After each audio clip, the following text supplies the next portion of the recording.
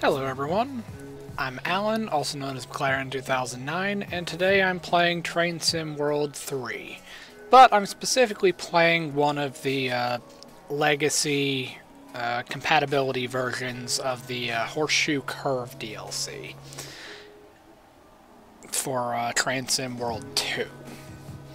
Now, on this specific route, I've already completed the rail journey. Now, I could just start over and just do it again, but instead of doing it that way, I want to just start working on the random timetable events. So I'm just going to do the next one in the sequence for the GP38-2. And it was actually really important for me to get this particular DLC, because I actually started applying to Norfolk Southern to specifically work on this route in real life. And now I actually have the pending, or I now actually have a start date when I'm actually going to start working for them in real life. So I figure it would probably be in my best interest to go through and check out the route.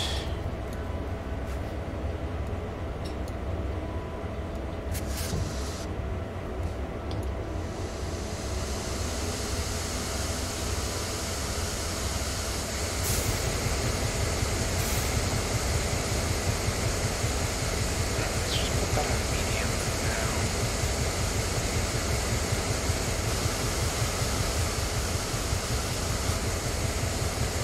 Okay, that's enough.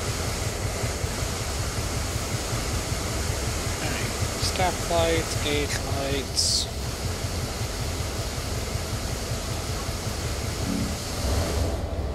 Alright, we have 3 locomotives. So, let's go back and make sure they're all set up, because you already know they're not. They should be, but they're not. Controlling with unit long hood. Okay, good to go. Alright, let's go back and make sure the locomotives are all set up.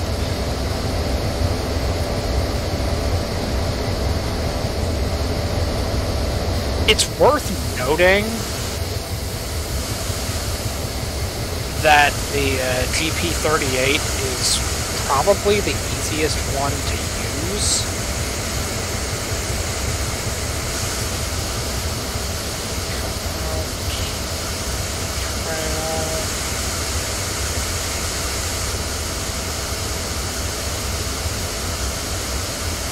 Good to go. Go up here. Controlled from another unit couple that I rent. And let's turn on lights.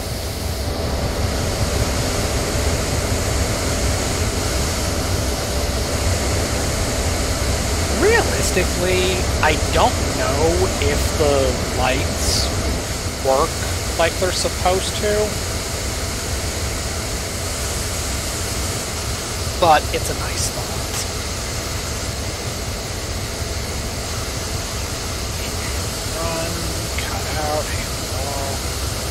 Brakes, trail 626. Okay, good to go.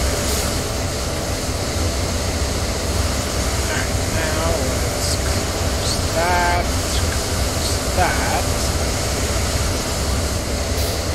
and let's get back up front.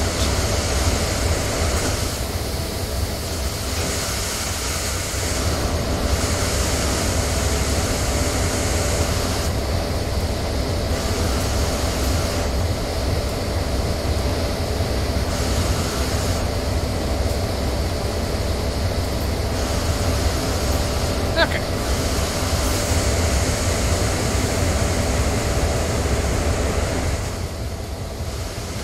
Alright, now we should be all set up. Brake pipe is at 88, just like it's supposed to be.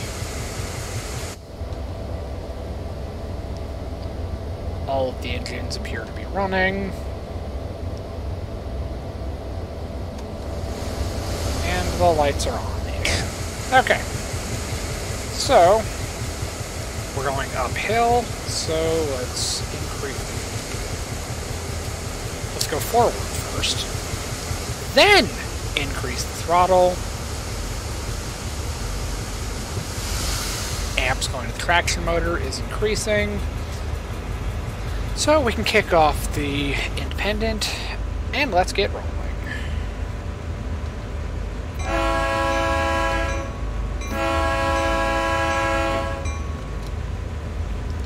Hit the horn, turn the belt off, and just like that, we're rolling. How much are we carrying?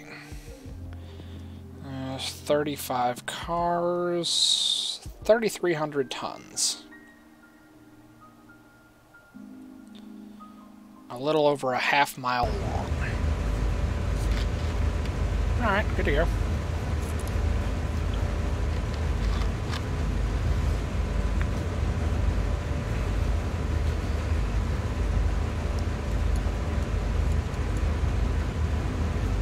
Oh, and there's two at the back, so let's turn on banking comms. Realistically, with how little faith I have in this game, there's a slim chance that those two locomotives at the back are going to be, like, horribly messed up and not doing what they're supposed to.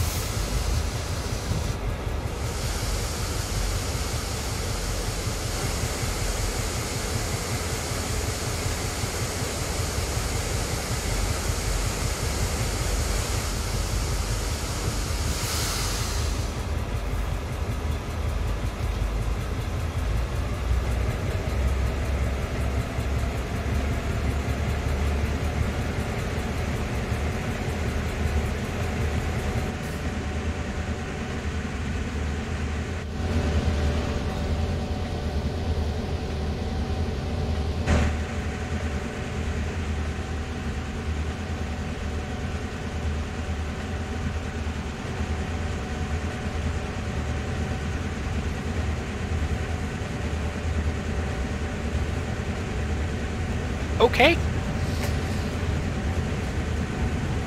Not a clue what happened.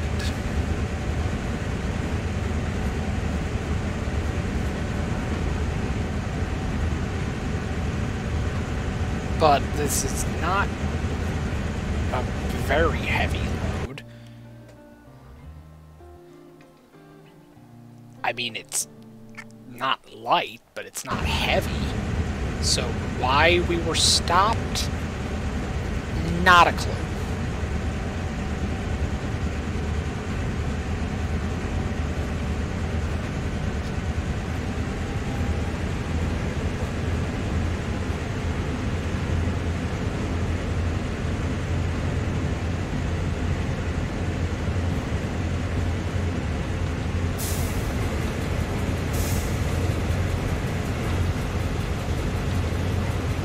So there's the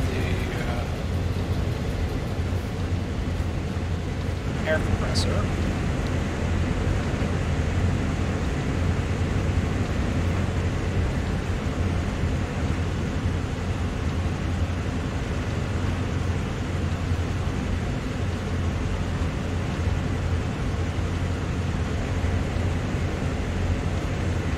Yeah, not a clue. Just weird. The train just didn't want to move.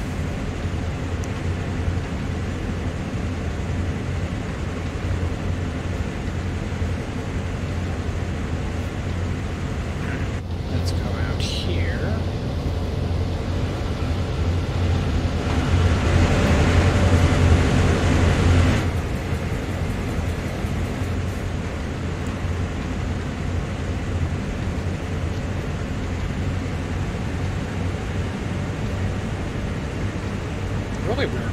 It's only 0.4% up.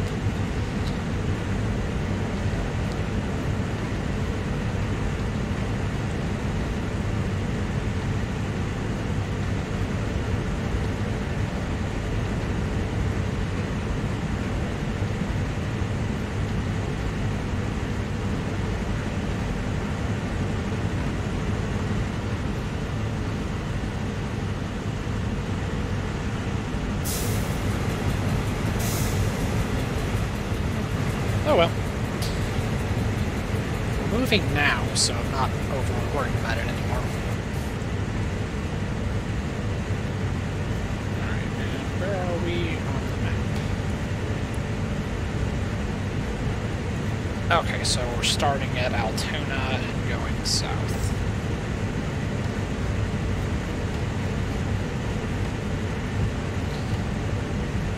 Once we get to the other side of the horseshoe curve, it starts going downhill, and then we pretty much won't need the throttle anymore for a while.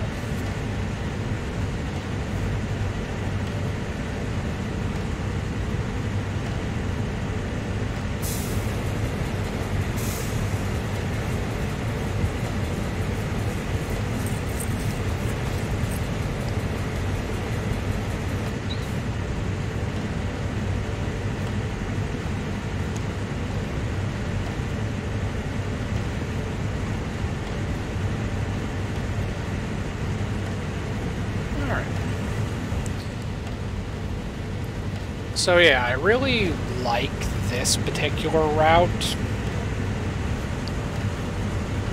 It looks pretty good.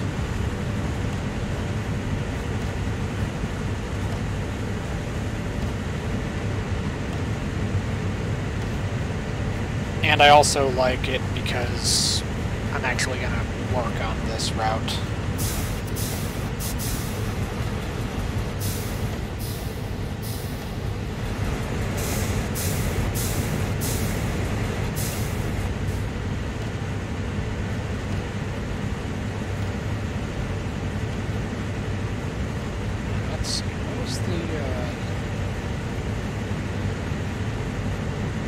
Oh, we're going all the way to Johnstown. Okay. So this one's going to take a while.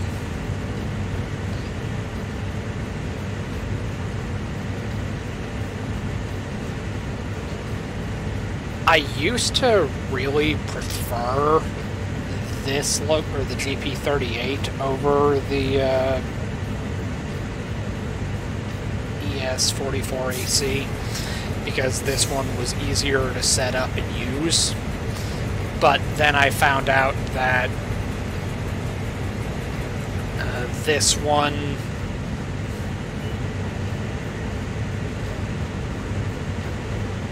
it's not as strong, if that makes sense. Like, this is the medium duty locomotive.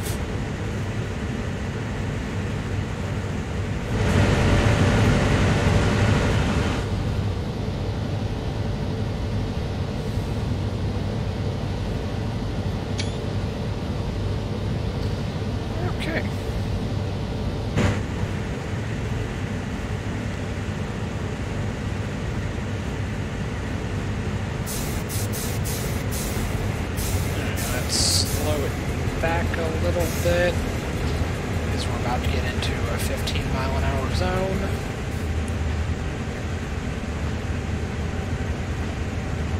And we're going uphill, so the accelerometer should start to fall a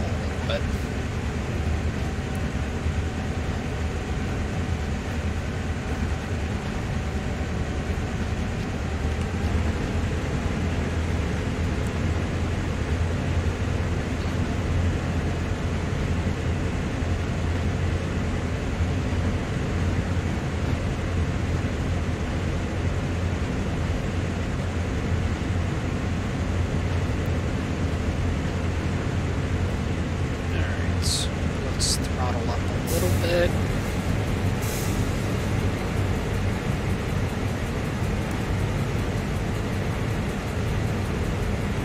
Basically, the speed zones are a little bit weird, and it took some time to figure out how it worked. And honestly, I still don't fully understand how it works. But I'm starting to figure out what this is. Like, this is telling me the speed limit for the route, and this is telling me approximately what the terrain looks like. So I know I'm going uphill for the next 6 miles. And I know I'm only going down to 15 miles an hour for, like, the length of a switch, except there's a bit of a catch. My train is approximately a half-mile long, or a little more than a half-mile long. So, even though it's literally just the length of a switch, it's going to stay 15 miles an hour until the last car clears that switch.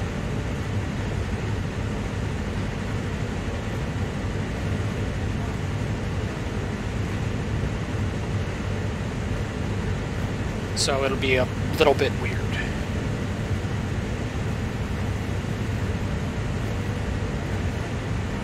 And then if I'm not mistaken, this is one of the main lines.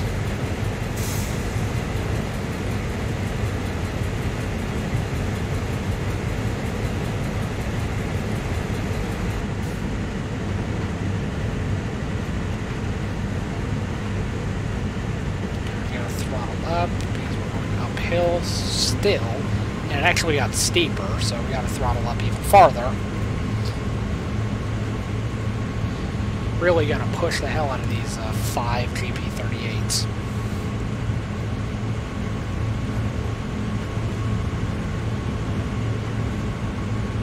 But as you can see, if you look down there at the accelerometer, we're just slightly speeding up. So we're doing good.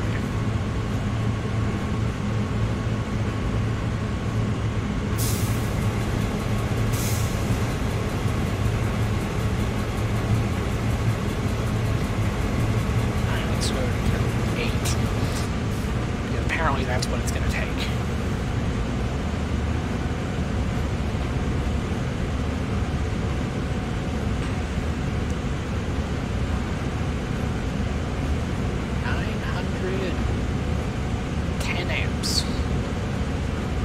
That's a lot of power.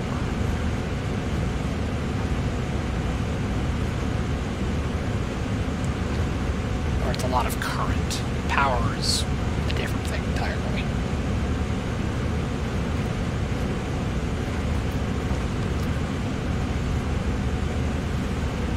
But as we said back in school, power is as easy as pi. P equals I times E. Power equals current times voltage. So, easy as pi.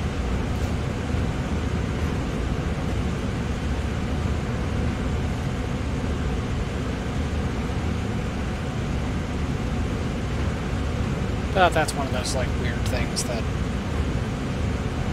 you learned in school to be an electronics technician. Funny thing is, I didn't even particularly like being an electronics technician. It just kind of happened.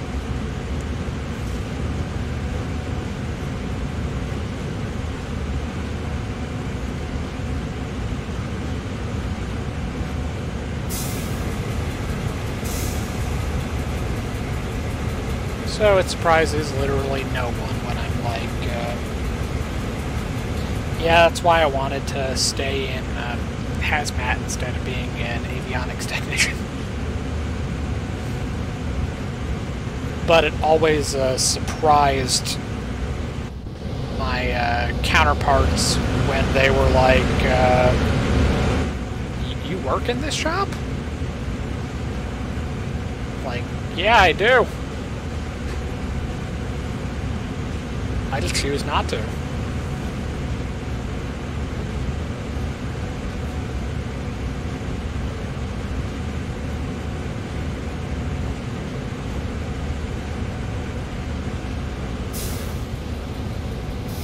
So at least this route, they're nice enough to give you a conductor.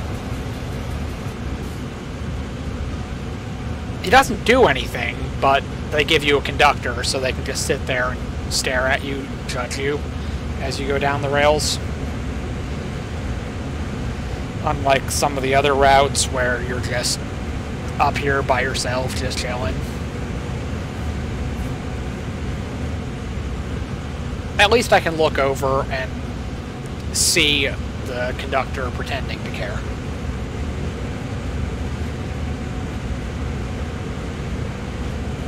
Although clearly the weather took a turn for the worse. It's 10:38 a.m. It's foggy as all hell.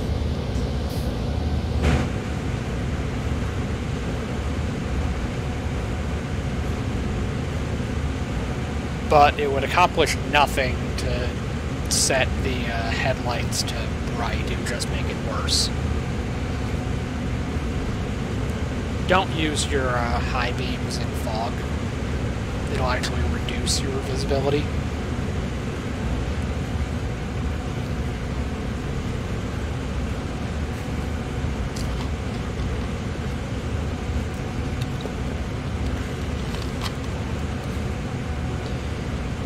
We don't really have to worry about it too much with this game because it's not that detailed.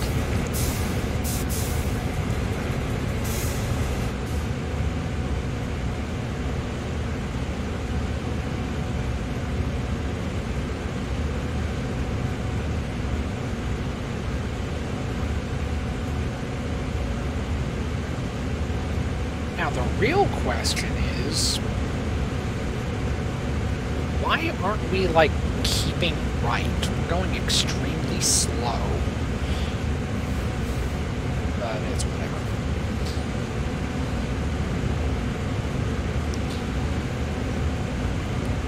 You don't directly control the switches on the main line.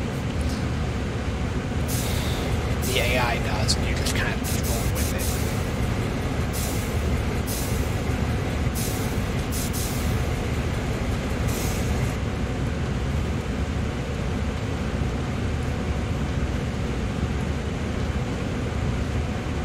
But we are slowly but surely making progress. It's going to be a painful process because we got to get all the way down to here. And right now we're going 12 miles an hour. We are not going anywhere fast. But the good news is, after a certain point, we're going to kind of hit like a summit, and we're going to start going downhill, and it'll pretty much be all downhill for the remainder of the journey.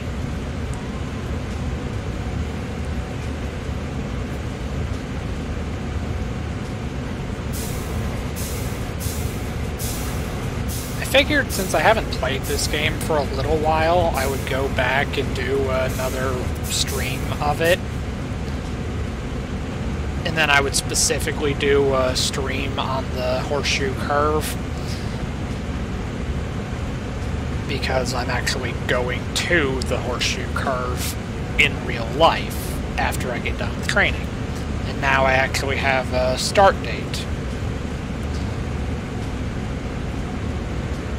So I'll actually go to school to learn how to be a conductor starting next month. So then I will actually have real experience with locomotives and switching cars in real life, when my previous real experience with the railroad has always come from building cars. Let's see, are there any? Yes, there are. Check this out. Alright.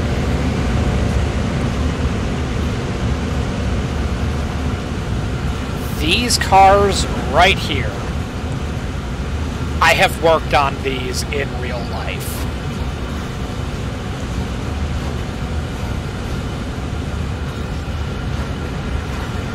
Where this thing is, there should be a little white sticker that says what factory it was built in.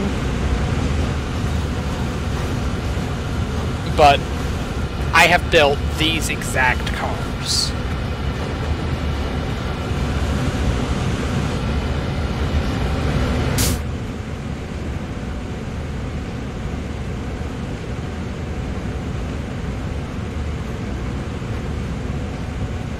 I like how I'm just, like, losing speed.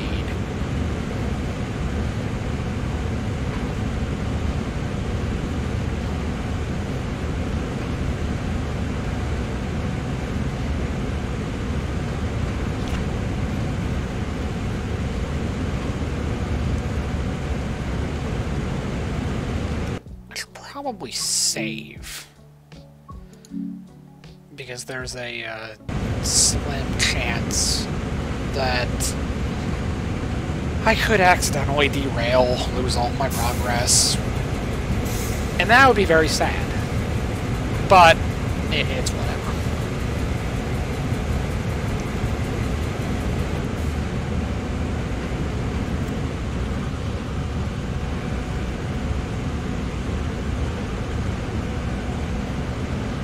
Normally I would be playing like Derail Valley, but when I did my stream on Monday, I ended up cutting it a little bit short. I guess I just wasn't feeling it at the time, so I decided to change up my stream schedule a little bit. And I switched it up to where I would stream something on Wednesday, but I wasn't sure what. And then I got up this morning and I was like, I'm feeling Train Sim World today. Which is a really weird thing for me to say, because normally I'm not. Normally when I play Train Sim World, I'm usually complaining about it the whole time that I do it. But I do still like the game. It's just there are some things that kind of disappoint me at times. And I kind of started off a little bit rough with this specific stream because the train was moving and then it wasn't moving. And I still have no idea what happened or why, but it probably has something to do with the fact that I'm in Notch 8 and barely making 8 miles an hour up a 2% grade. So I'm pretty sure I had messed up something somewhere.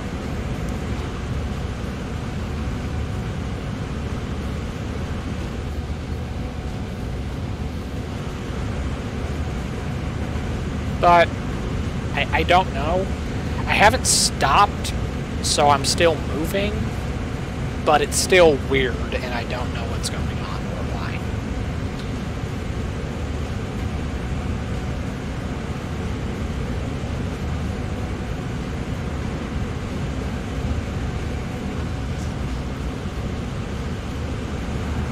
I could have done the other... We're just going to pretend we didn't see that. It'll just annoy me and make me even more upset. But I could have done the other locomotive for the Horseshoe Curve, the ES44AC, because that one, I got so frustrated with one of the scenarios, specifically in Train Sim World 3, that I actually had to look up the real owner's manual by GE on how you're supposed to operate that locomotive, because I found out that there was like some kind of like bug or glitch of sorts that was making it so that the locomotives were not set up properly in sequence. So I had to read the actual owner's manual for the real locomotive to figure out how to set it up in the game. So by reading the manual, I learned how that one works, and then I was able to use that information to verify that every other locomotive is set up properly. Even though the tutorial for multiple locomotives in this game will tell you that you don't even have to worry about the other locomotives. You just get in and go. Well, if you just get in and go, you're going to find out that, oh wait, something went wrong, and you do have to worry about the other locomotives because they're set up wrong. So, in case you're wondering, for the lead locomotive, turn on everything. For the trailing locomotive, leave the engine run on, but generator field and controls off. Also turn off the dynamic brake. And then make sure that the trailing ones are cut out and set to trail. And then if you want to be sort of realistic-ish, set up the headlight control, but it doesn't work on all routes in the game. I don't know why it doesn't work, but it may or may not work. Like, if we look right here,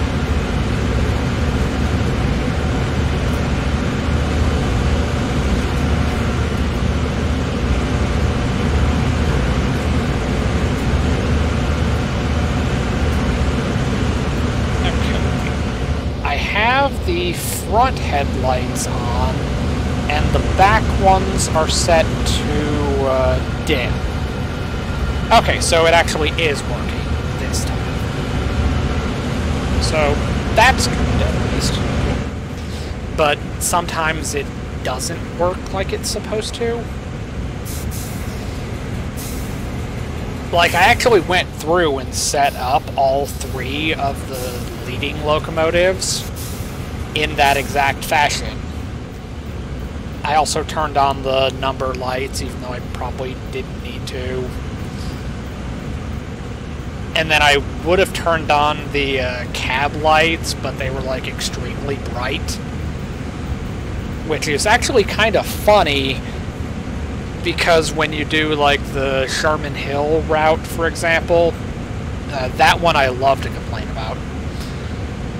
You press the key, or you press the L key on the keyboard to turn on the cab lights, and then it barely makes a difference. And then you press it here and you're like, oh my god, my eyes! It's just kind of funny how that works out.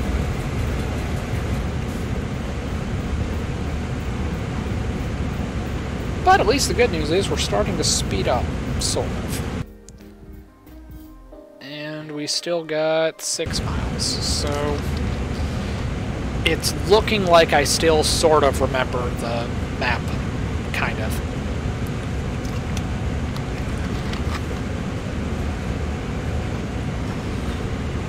It's almost like I actually want to be a conductor in real life.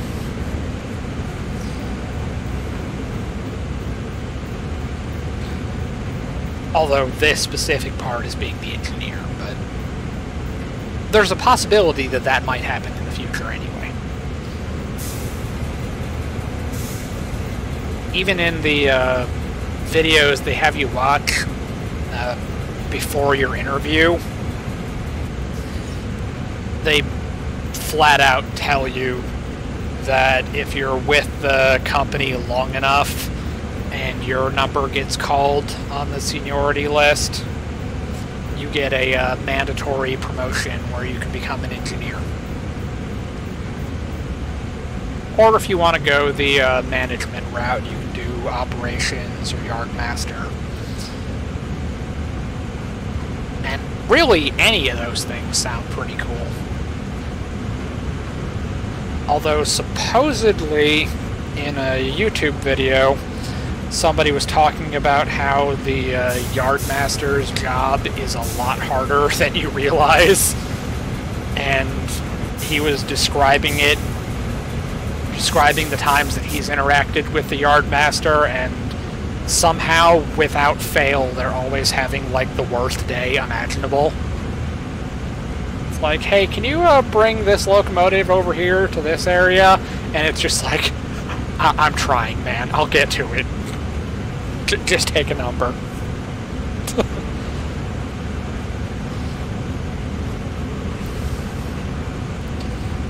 So on one hand, I'm like, that might be cool, but then on the other hand, it's just like, I don't know, that sounds like it might be stressful.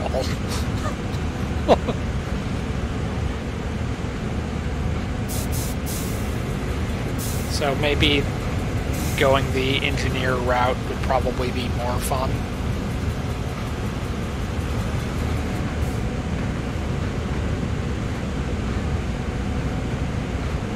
But it's whatever. We will cross that bridge when we get there.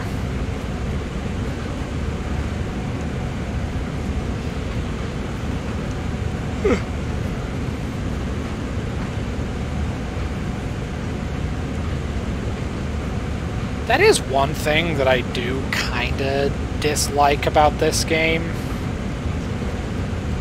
It can be very unforgiving. Like, if you mess up something, you could lose all of your progress.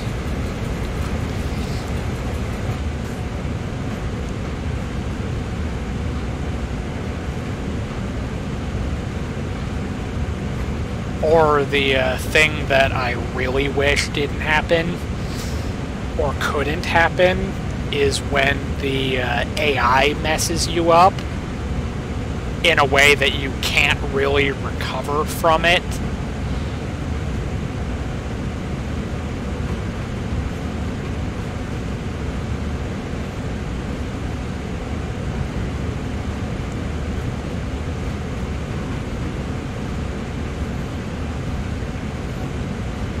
You're just like stuck in a situation where like a locomotive is blocking your path and you can't go through it, so you have to go around it,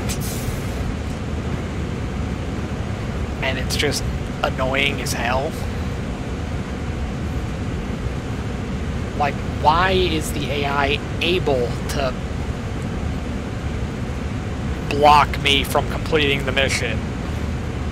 Like, why is that a thing that can happen?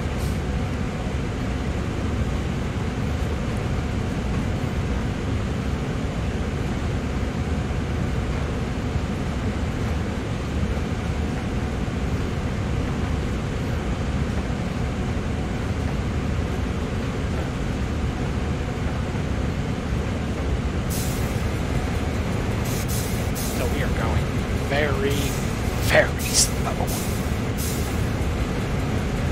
But I will say that I prefer these routes over doing the passenger routes, because I'll take going slow up a mountain over being timed down to the second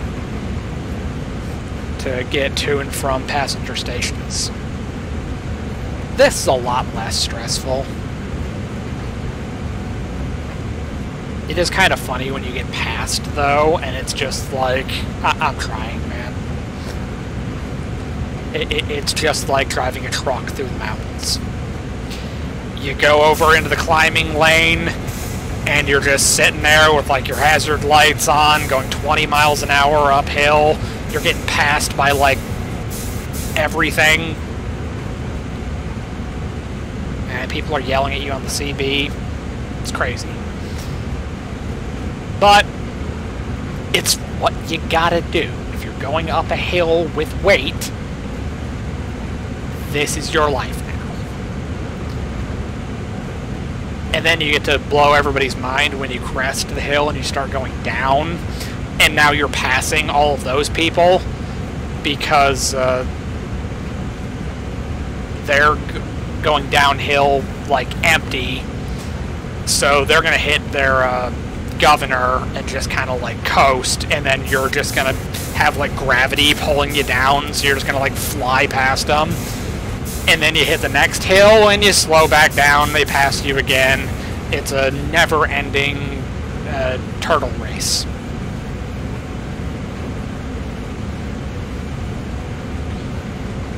They pass you going uphill, you pass them going downhill. It's a never-ending back and forth for like miles. And then you can talk about it when you get to the truck stop at the end of the day. And it's like, I've been stuck behind you since New Jersey! How are you doing today?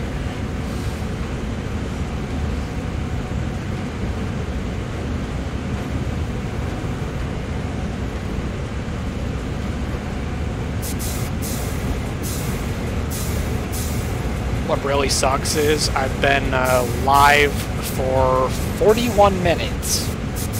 I started off this scenario.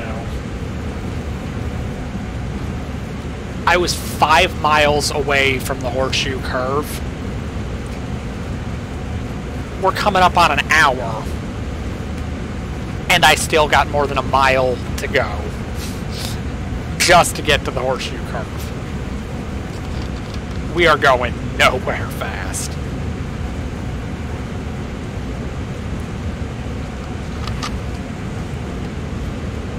And I know it's been a little while since I've last played this game, but 3,300 tons doesn't seem that bad in the grand scheme of things.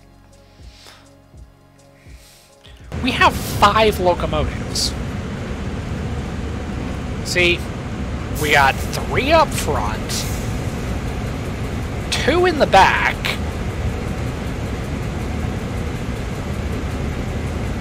and the AI that is definitely not 10 minutes behind us.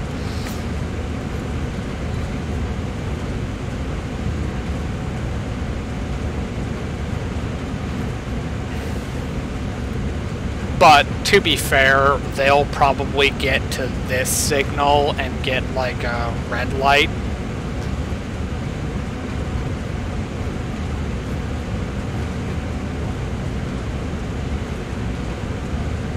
No, because it would already be red. We're past this. I have a very minimal understanding of how signaling works.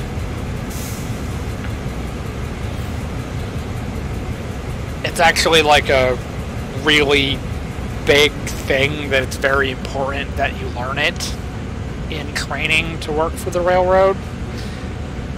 It's kind of one of those things like when you get your driver's license originally, there's a signs and signals written test. And it's the only one that you can't get any wrong.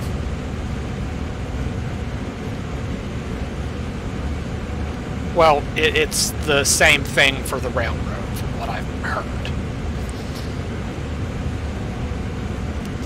There are a lot of tests, but they have like a margin of error. Like, you can get a certain percentage wrong and still complete the module. But signals specifically, you can't get those wrong.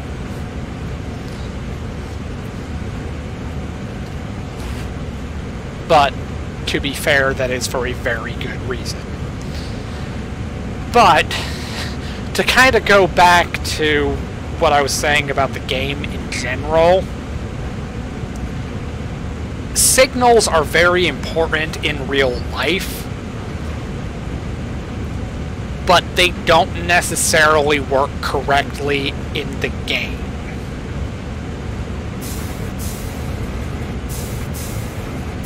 So figuring out how the signals work in the game is kind of hit or miss.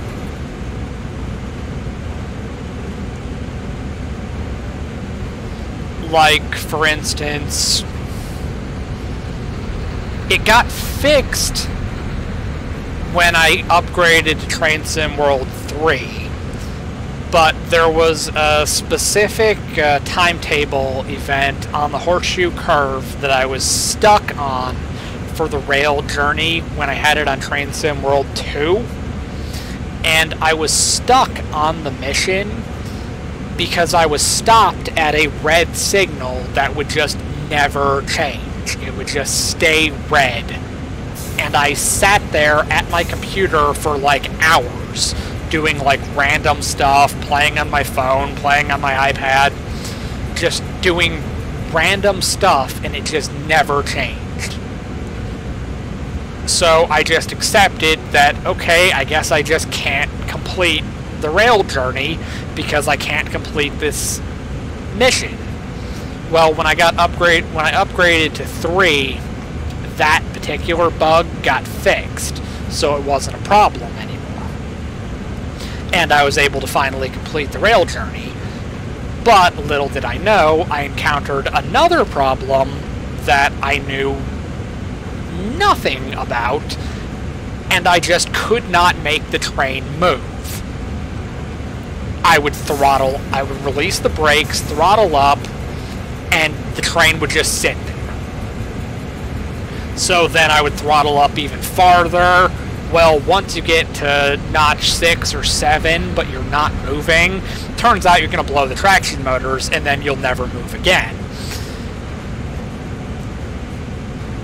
So, after failing that scenario at the start, like a bunch of times back to back to back, I'd go online and I'd Google the GE operator's manual for that locomotive and found out that, oh, the game bugged out and it messed up the controls in the succeeding locomotives. So you gotta walk through like a mile worth of train and correct like 6 locomotives and get them set up properly because the game did not set them up properly. And then you're like, this is a default scenario that shipped with the game. The developers made this scenario. Why are the controls messed up? Like, why do I have to fix this? This isn't even like a community-made scenario. This came with the game, and you can't do it without fixing the default mess-up. And it was like the most annoying thing ever, and it really made me not like the game. But the good news is, I figured out how to fix it, or I should say I figured out how to deal with it. It's not fixed, it's just, if I properly configure just the leading locomotives, I should be able to still pull the train. Even if the trailing ones are fighting against me, I should still be able to make it move and complete the mission. But it's just kind of annoying to have to do that. And let's just save just to be safe, because I know a little ways past the curve we're going to start going downhill. And then we're going to have the other problem, where instead of going too slow, we're going to start going too fast.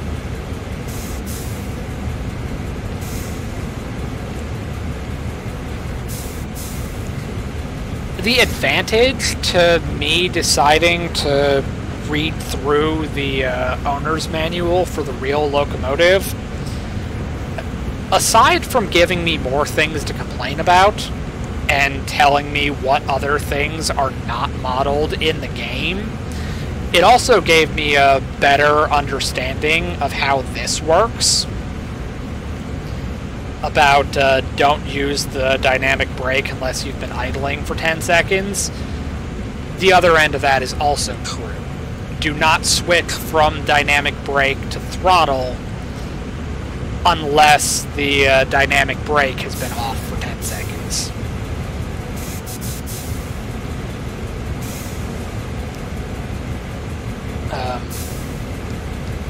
But I learned that there is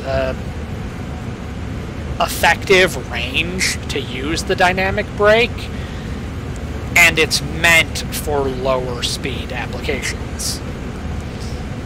Now, the cool thing is, they do actually tell you this in the downhill tutorial for Train Sim World 3 on the Cajon Pass route. I do really like that one. However, I do not like the fact that it's the only route I have that is actually a Train Sim World 3 route. Every other route that I have is a compatibility upgrade from 2.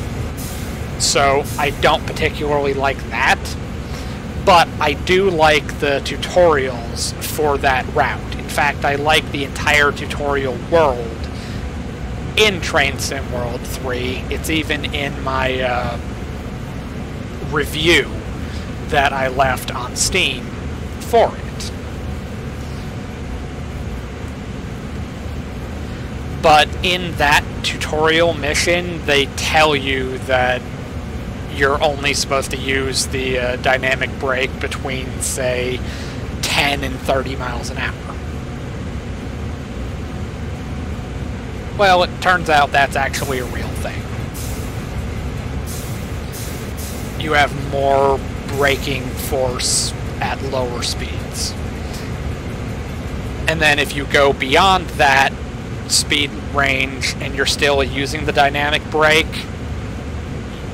it's going to become less and less effective. It'll still do something, but it won't do it as well. And then some of them have the effect where if you're using the dynamic brake and then you apply any amount of the automatic brake, it'll automatically kill the dynamic brake,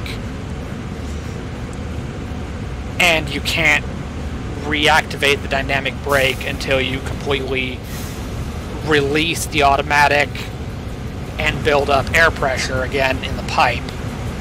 Only then will the dynamic brake come back on. I think it's a safety feature, but I'm not an engineer, so I don't really know. It's probably along the same lines of, like, with trucks. You don't use your engine brake when it's raining, because it can potentially cause, like, a slide, or it can potentially cause you to skid. So I would imagine using the dynamic brake where you're braking with the traction motors, and the automatic brake where you're braking with pads, maybe them overlapping causes like a conflict. But I don't know. That'll have to be one of those things that I learn closer to if I ever get sent to engine school.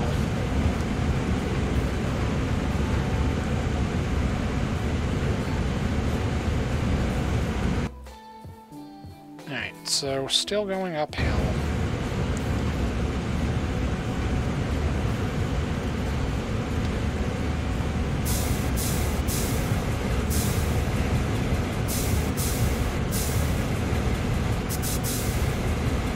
I do have to say that I'm very happy that I figured out that I had my stream set up wrong, and now I've corrected it. So now any streams that I make going forward will look better. Unfortunately, the counterpoint is they're going to take longer to process when I put them on YouTube, but the thing is, now they have a higher resolution, and it's not going to be in 360p when you watch it. Probably even looks better to anyone watching right now. Because it turns out the program that I was using, or that I'm still using, was scaling down the stream, meaning it puts less of a load on my internet, but it also doesn't look pretty. So I can't win over my audience with graphics and gameplay, so it has to be based entirely off of my charming personality. And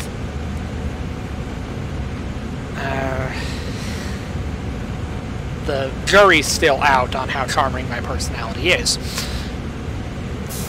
But the bottom line is, now at least it looks prettier. Even if I myself may not.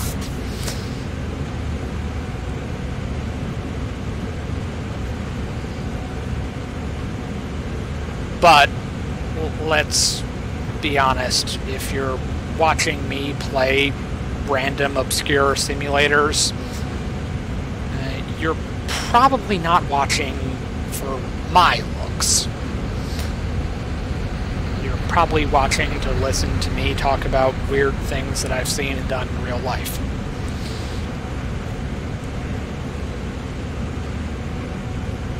But unfortunately, the games that I have that deal with trains, I don't have too many real-world stories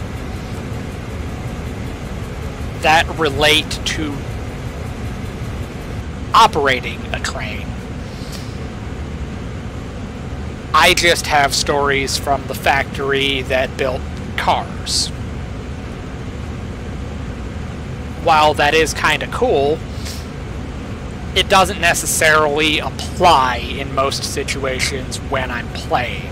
So, in order for me to tell stories that relate to that, I kind of need to be doing I need to be playing a game that relates to those things.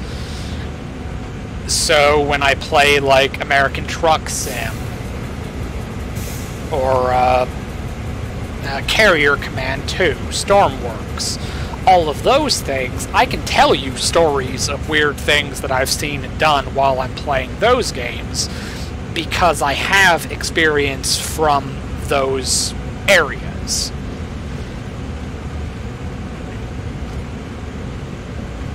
But with this specifically, I just don't have that real-world experience yet. It's coming, but I'm not there yet. Although, more than likely, once I get started working, I'll be on an extras board to start off, so I'll just be filling it. I'll be on call and filling in for people that don't come in on a given day. So my schedule will be a little bit weird, so I'll probably have a much less consistent stream schedule.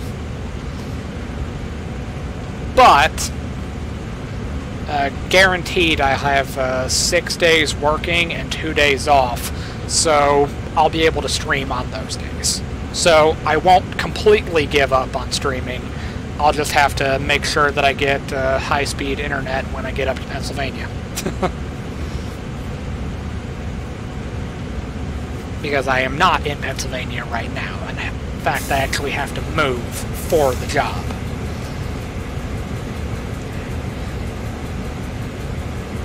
But that was the whole reason why it was, like, critical that I get this DLC for Train Sim World 2, because I was like, that's where I'm going in real life. So I want to get the DLC in the game so that I can get an idea of what the route looks like. I did a similar thing before I took my class to get my CDL. I was like borderline religiously playing American Truck Simulator. to kind of get an idea of what it's like to drive a truck. And then I got to my CDL course and found out that pretty much the only thing that game does right is backing up a trailer. You will get really good practice backing up into absurdly small places playing American Truck Sim. But the base game, even if you have like the shifting lever, which I do have now,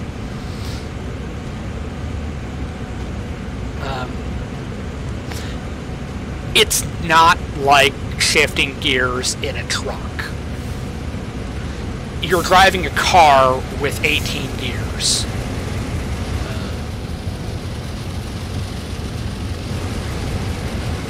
I thought that was like a visual glitch for a second there, like, what the hell is going on over there? But no, what happened is... Oh, nope, that's... That guy's just having a terrible day. No, I'm getting passed by somebody else entirely. But, yeah, playing that game, I found out that if you know how to shift in the game, you do not know how to shift in real life. Like, the only way I can describe it is the base game, you're driving a car with 18 gears.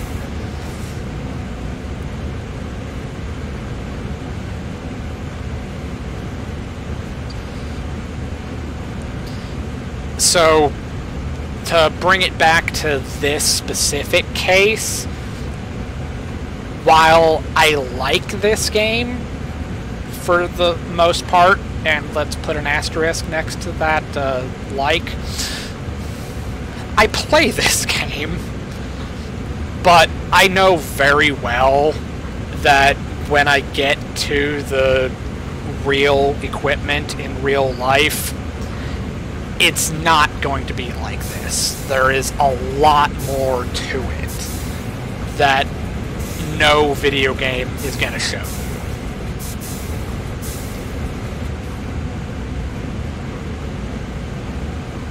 So, you kind of just...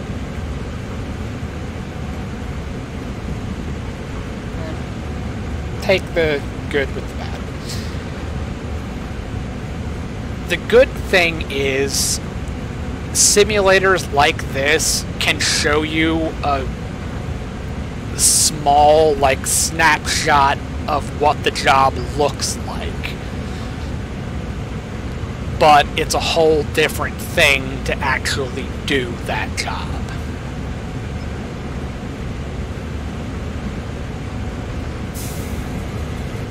Like, to build off of that, playing American Truck Simulator shows you what it looks like to pull a trailer down what looks like a road.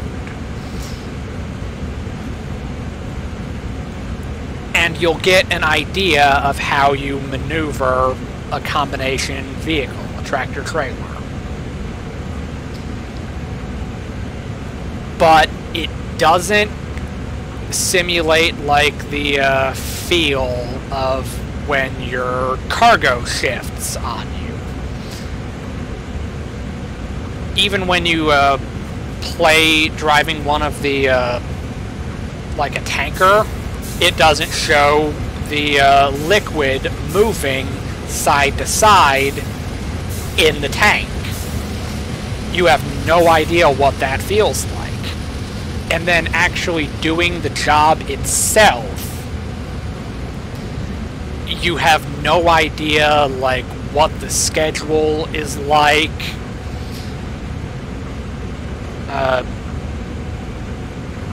what it's like to actually back up into a truck stop, because the game, the truck stops are always empty. There's always a parking spot in the truck stop. you're not in any way prepared for real life when you get to the truck stop just a few minutes too late and all the spots are filled, and then you're just like, well, where am I gonna park? I don't have any time left on the clock. I need to stop. I need to sleep. And then you're like, alright, exit ramp it is. And then you're like, well, I don't have a bathroom. Well, go walk out in the woods. And you don't know what that is like until you do it.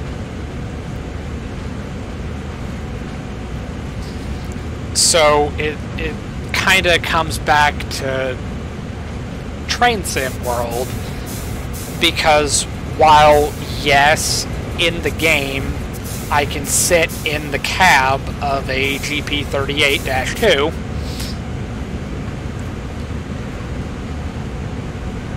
and I can work the controls, I can make it move,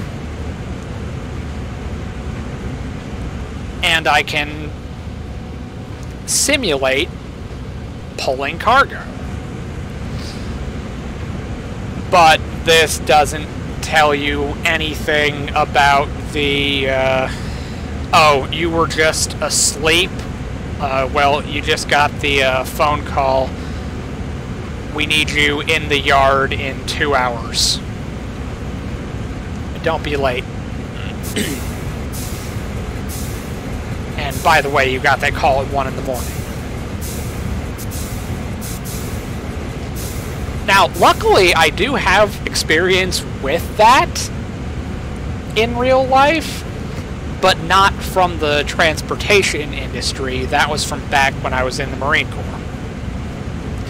I was in the Air Wing,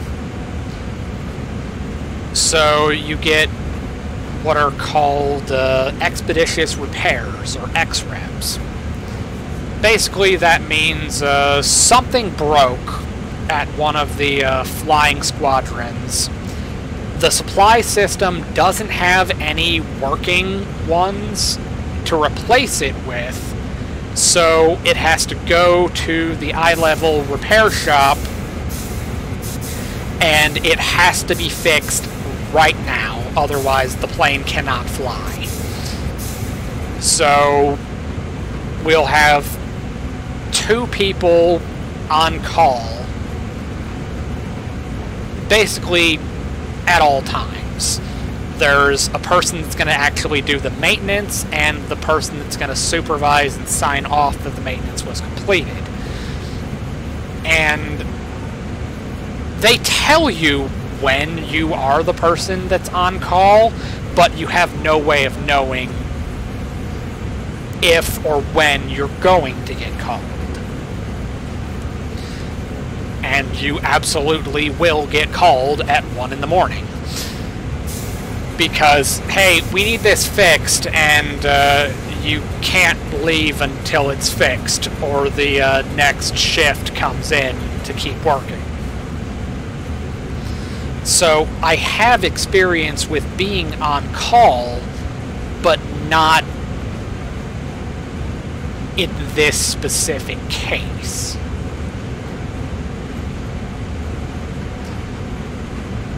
But luckily, I'm already used to kind of like the weird schedule of driving trucks. So when everybody's like, yeah, but the hours suck, and then it's like, let me stop you right there. Y'all get off days. We don't have off days driving trucks. You just drive until your clock runs out, and then you get a 34-hour break. But if you manage your time properly, your clock never runs out. On the 8th day, you get your time back that you used on the first day. So if you budget your time properly, you can just keep going for like weeks. That gets extremely exhausting, by the way. Do not do that too many times.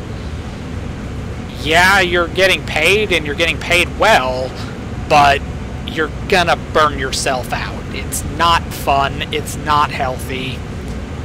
I think I made it a couple of weeks before I was like, nah, I'm putting in a request for home time. I'm taking a break. It's like I can't do this right now. Although coincidentally, when I started getting drained and worn out like that, I had bad luck, and that was when my truck broke and I got like stranded at some random terminal. Like, alright, I guess I'm doing a reset here.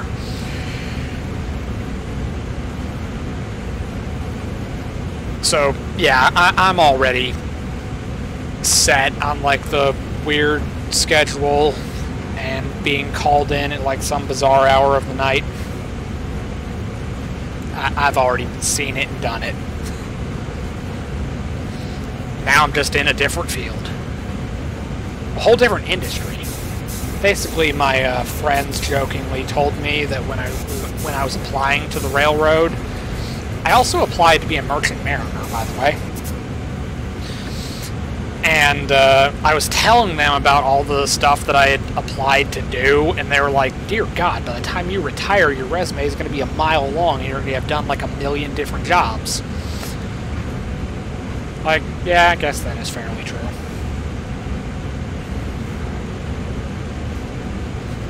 Let's see, I've worked in a tanning salon, I've done fast food, I've been a college student twice, I was a welder, I was a Marine. As a Marine, I was an avionics technician and a hazmat supervisor. Then I was a chemistry student. Then I was a truck driver. Now I'm going to be a train conductor. I'm all over the map. I'm doing it all.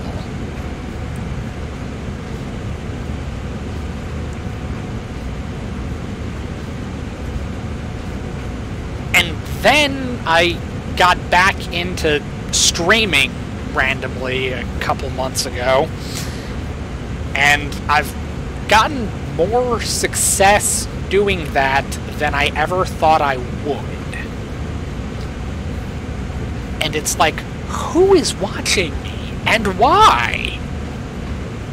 I'm pretty sure I'm not that interesting. But it's going fine.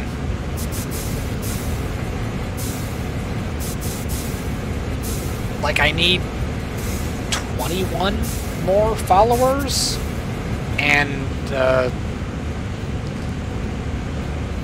slightly more stable views, and I can potentially become a Twitch affiliate. I had no idea that was even possible. Like, the first time that I tried streaming back in 2019, I had like a peak of like 3 viewers at one time, and I had 5 followers, 2 of which were my friends in real life. So I had 3 random people decide to follow me. And now I started doing it again much more effectively, and as of this exact moment, I'm up to 29 followers, and I'm up to 85 subscribers on YouTube now. Now, granted, I did go through like a period, the beginning of this year, where I started making videos again. So just by getting more content out there, I'm getting more views that way. But it's just kind of funny that all this time I was like, I'm not going to make any progress as a streamer. Well, actually, it turns out if you're consistent and fairly stable with it, it turns out you absolutely can make progress doing this.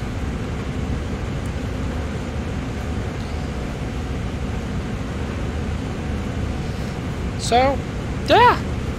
I'm just kind of like gonna roll with it and just see where it goes. But it's just cool because I didn't think I was gonna make it this far. Alright, so in 3 miles, we're gonna start going downhill. And then it's quite literally all downhill from here. Well, it's not all downhill from here. There's like another portion where it's gonna start going like, it's gonna like bump and go up a little bit, but for the most part it's gonna be downhill. So let's save now, in case I somehow manage to find like the rain and derail and things get stupid fast. I'm hoping that doesn't happen, but there's a chance that it can. And then you look at the map, we are well past the curve.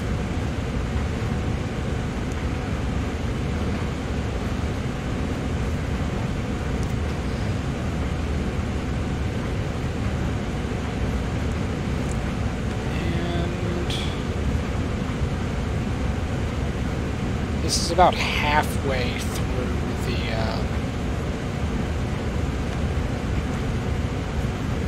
I mean, it's not even close to halfway through the job, but yeah, because Johnstown is all the way down here, I think.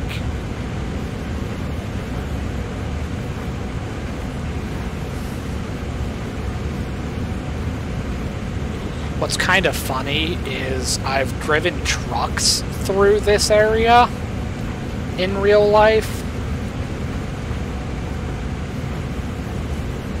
and I've driven past the yard that I'm going to be going to,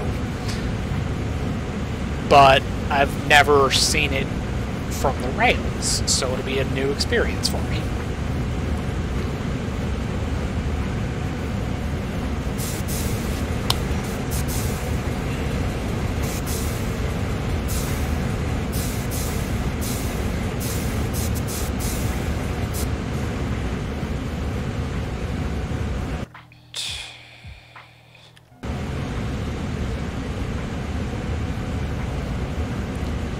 What'll be really interesting is to see how far I make it past this mission.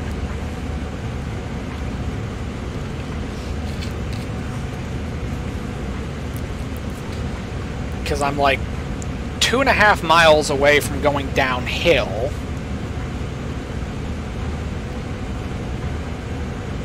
But I'm probably still like 20 miles from the final destination, and we're going on 1 hour and 20 minutes. It's anyone's guess if I'm even gonna finish this mission before I decide to tap out and call it. Especially since it doesn't help that I kind of just like sit here talking to myself. It's just kind of like a weird thing, I guess. It's something you have to get used to. Like, you have to fill in what would only be described as, like, dead air.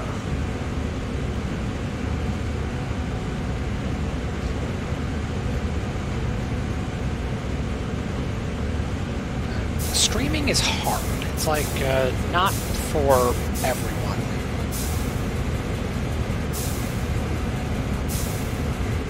Originally, I would say it wasn't even for me. Like, I didn't think I had, like, the outgoing personality for it to try to be, like, entertaining or get people to watch or listen to what I have to say.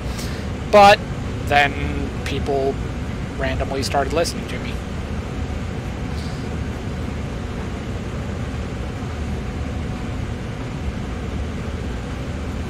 I've even had somebody in the past tell me that I should have more viewers. I'm not sure I agree, but it was kind of cool to hear it.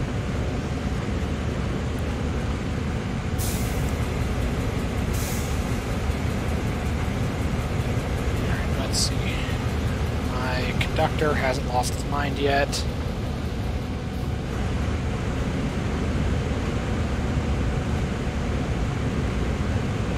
The verdict's still out on whether or not I've lost my mind, but it's whatever.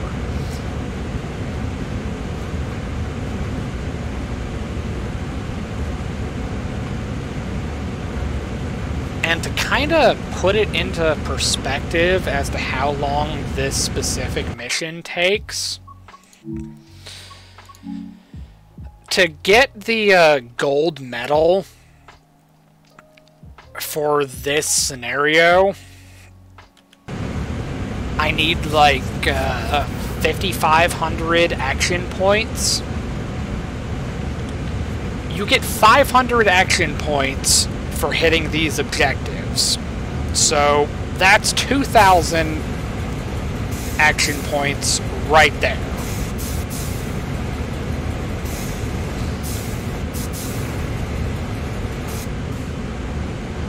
And that's not even halfway there.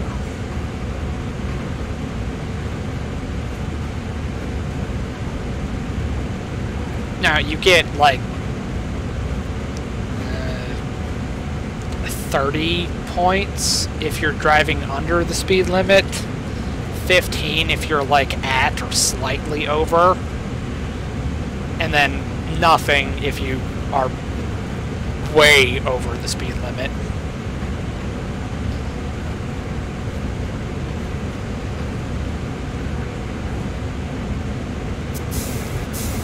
And you get those fairly frequently, so it's not hard to get the gold medals. Although that being said, sometimes the game is a little bit weird. And it doesn't give you the gold medal even if you meet the criteria for it. Like, it's the weirdest thing. There is an achievement in Train Sim World 3 for completing the Bay Area blackout scenario on the Peninsula Corridor, Caltrain passenger route. I have done that mission just in Train Sim World 3, not including the times I did it in 2. Just in 3, I have done that mission 4 times. And I still do not have that achievement. I don't know.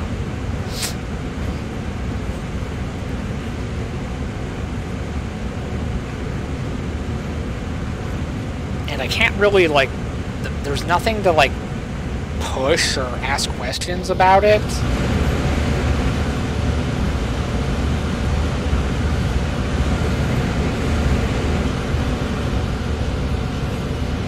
There's one of the hard hats.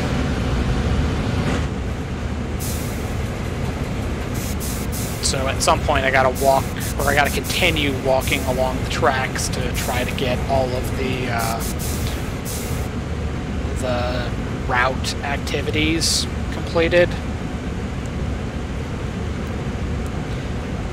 Alright, let's be disappointed by the light engine real quick.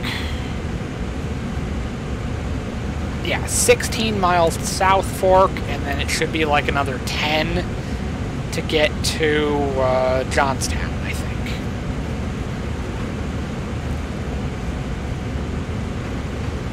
But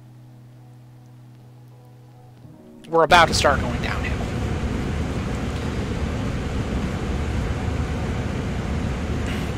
But I say we're going to be disappointed by the light engine real quick, because going into the tunnel is going to be, like, weird.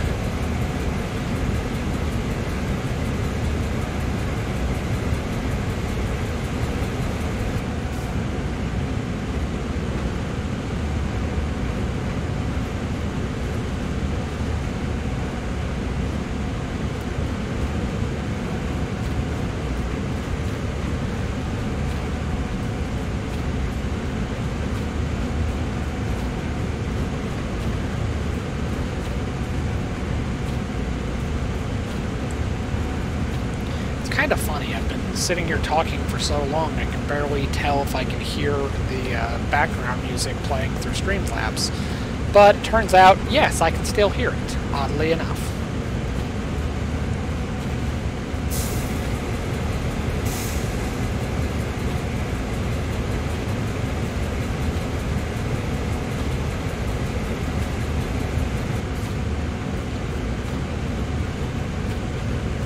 So luckily, when we start going downhill,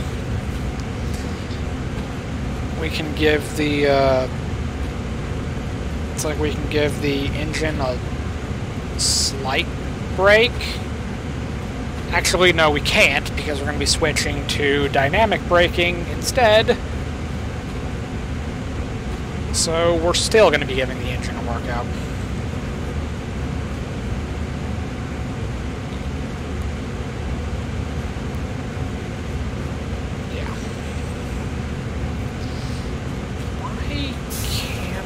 Just turn on like those.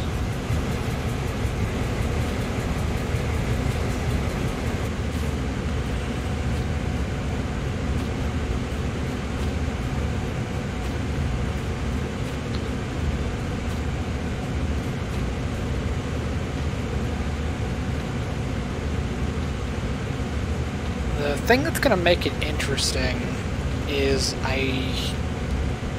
I'll stop accelerating, but most of the train has to crest the hill.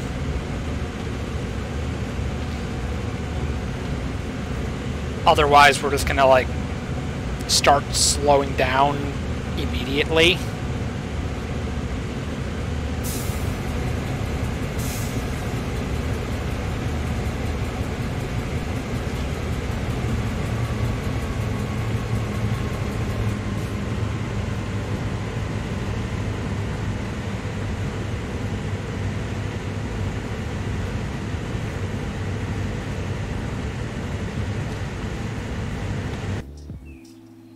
Alright, see, getting to the part where it's going to start to flatten out. But I already have to be... I have to be slowing down.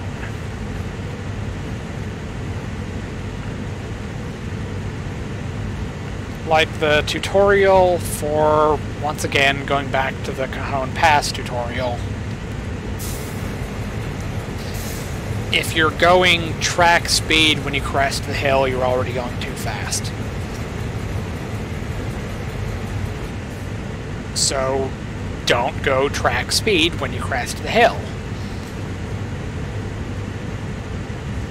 But the counterpoint is, we're already going extremely slow, so we're not at track speed regardless.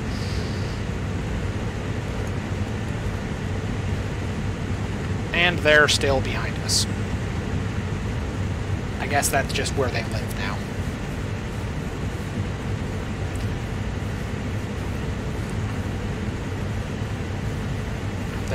Definitely not 10 minutes between trains. Or 15 minutes, whatever the rule is.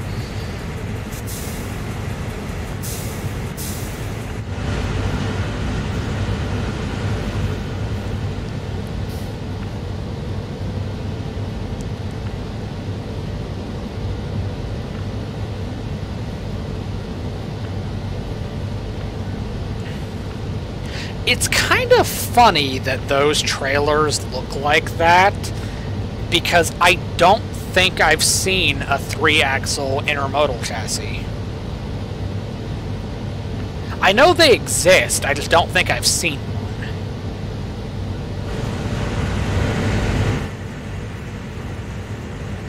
one. Or I don't think I've seen one in person, let me say that. I've seen a lot of intermodal chassis, but... 1, 1,000, 2, 1,000, 3, 1,000, 4, 1,000, 5, 1,000, 6, 1,000, 7, 1,000, 8, 1,000, 9, 1,000, 10, 1,000. Okay, past this point, I can use the dynamic brake. In fact, let's set put that on setup.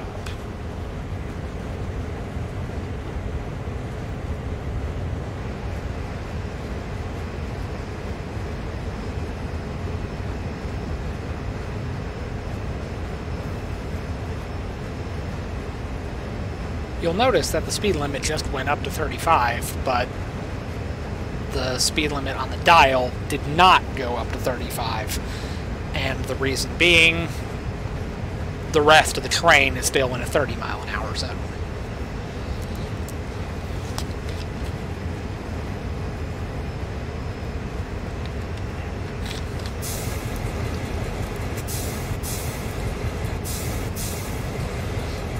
Which, once I figured out how that system worked, I figured out how to be safer playing Derail Valley. And I play Derail Valley the same way that I play this.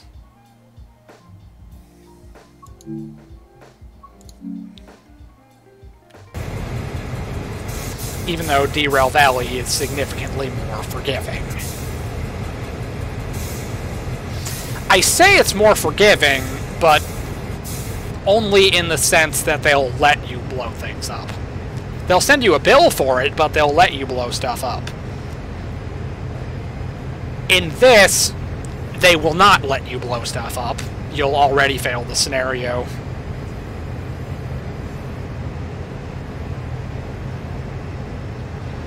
Alright, let's go to 2.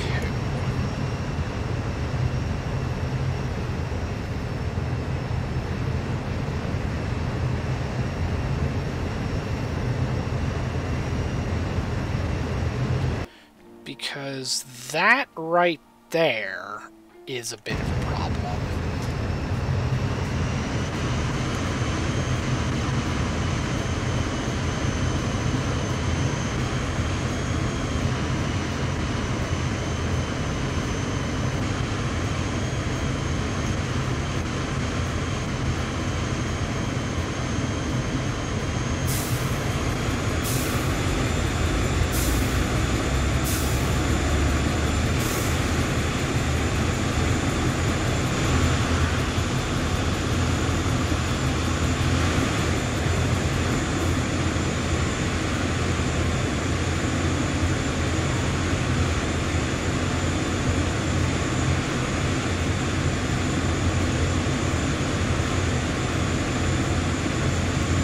I don't want to use the automatic brake too soon.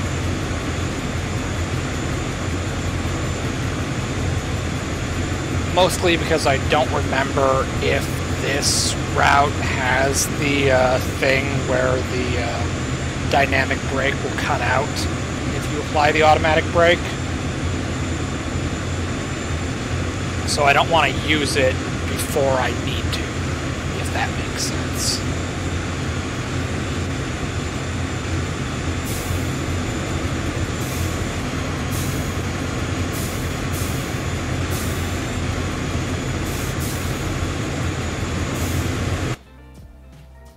Alright, we are 1 mile away from being way too fast.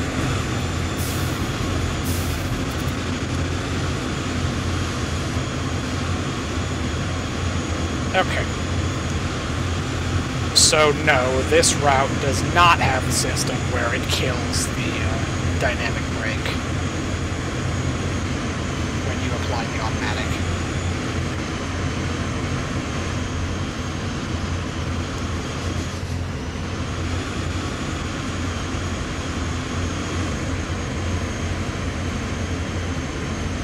Alright, so now cars will keep braking until the pipe is back up to where it's supposed to be.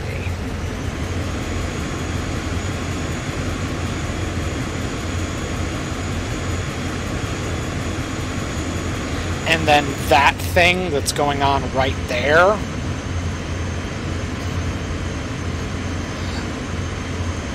you have to be going faster than 10 miles an hour in order for the dynamic brake to do anything. So if it slows you down to the point that you're going less than 10, it cuts off.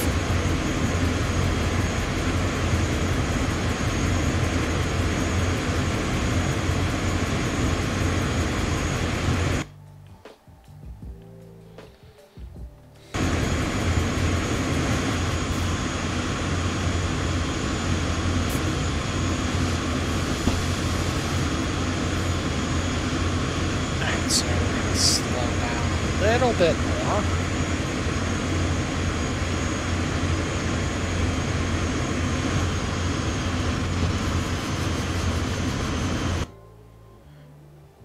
Because according to that, we need to be going 15 or less.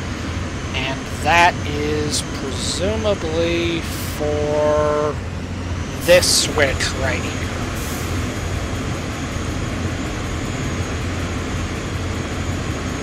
And we're down to 10.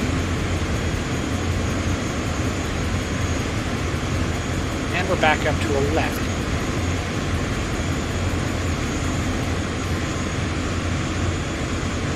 Basically, it's just all a process.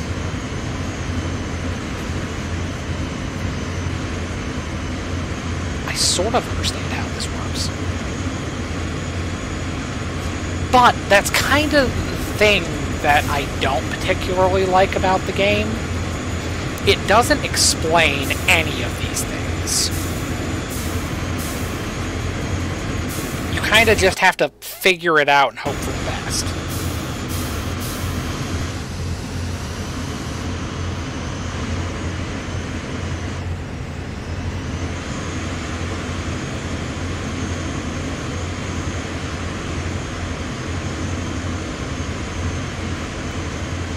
Like, between this and American Truck Sim, they don't have... Well, American Truck Sim definitely doesn't. This has tutorials, but I don't think they're helpful.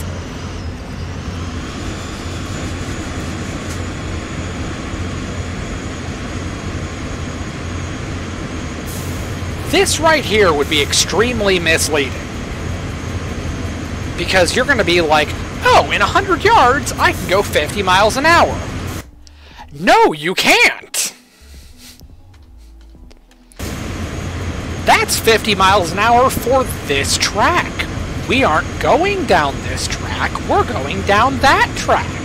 We're going over there. As you can see right here.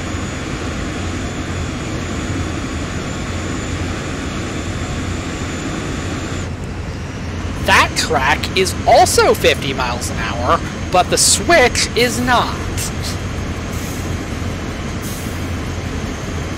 Right there. It just said we can go 50, but no, you can't go 50, you can go 15. Like, I absolutely hate how the speed limit works in this game.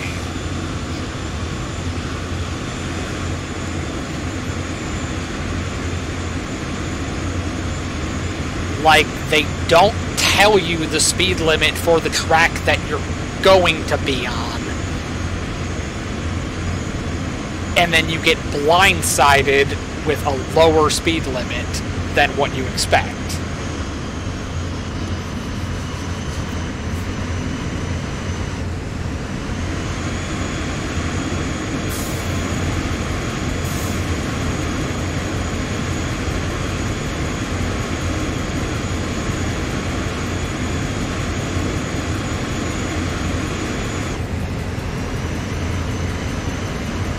Alright, now here's the back of my train.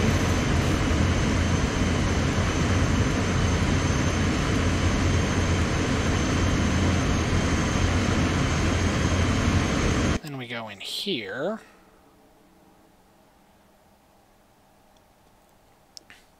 And then it's even better, because even this thing is misleading.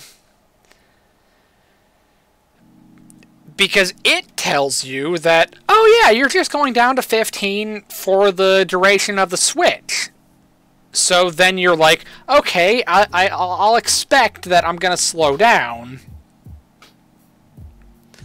But then it'll draw it out like this, and it'll just keep making it longer and longer to signify that the speed limit's not going up until you get out of that speed zone. Like, you get completely out of that speed zone.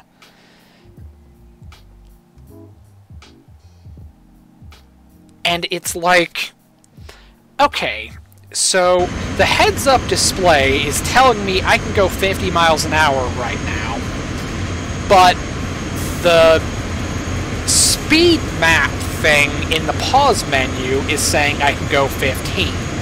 That's the correct speed limit. So why is it so much to ask that that speed limit be on the heads-up display? Am I crazy for wanting that? And then, with this menu, is it such a crazy thing to want that this shows how long the speed limit, or it shows the distance that the speed limit zone lasts for? Like, you know how long the train is, you know that this is the speed limit for crossing the switch, so you know definitively how long you are going to be or what distance you're going to be going at this speed for. So why is this graph changing?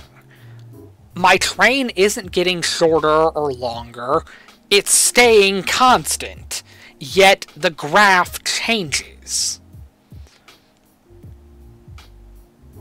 Like, you've seen it yourself not even 5 minutes ago.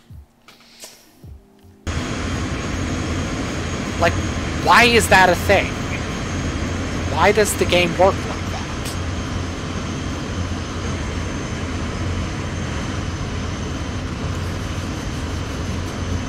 Let's see.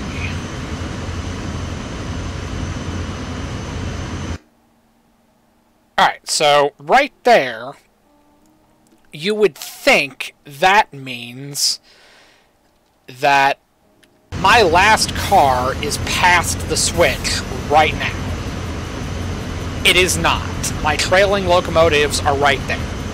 They're just now crossing the switch.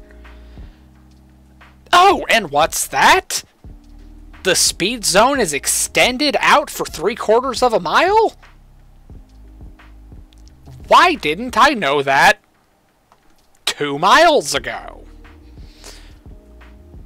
Why is it just telling me now? Why does this not make sense?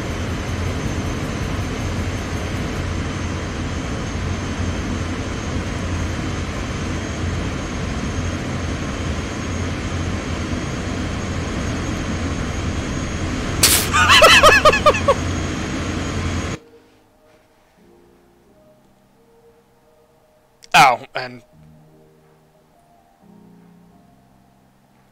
then you find out that, oh wait, no, it didn't get extended out by another mile, it's just whatever.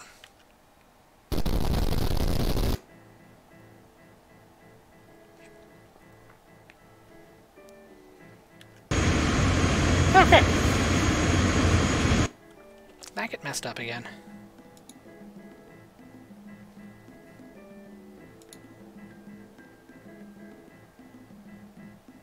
No, it didn't get messed up again. It's working like it's supposed to. It just didn't show up. Ah, whatever.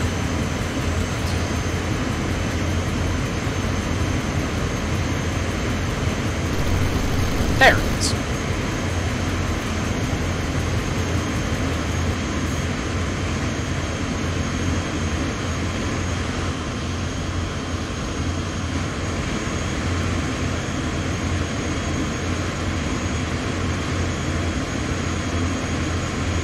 basically, I have a lot of things that I complain about with this game. Even though I don't need to.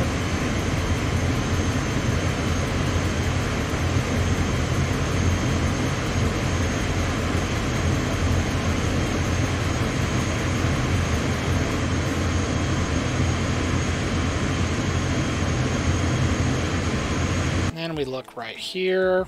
We stay going downhill, and we stay going about 55.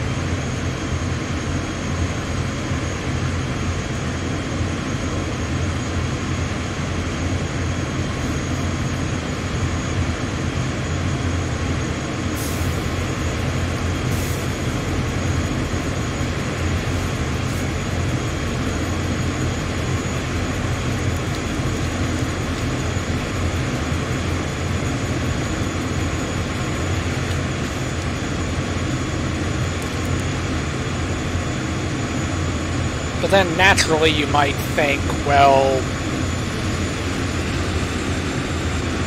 if I'm gonna complain about it all the time, then why do I keep playing it?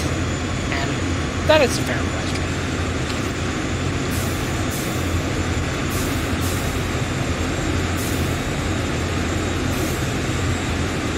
And honestly, I really don't have much of an answer for it either.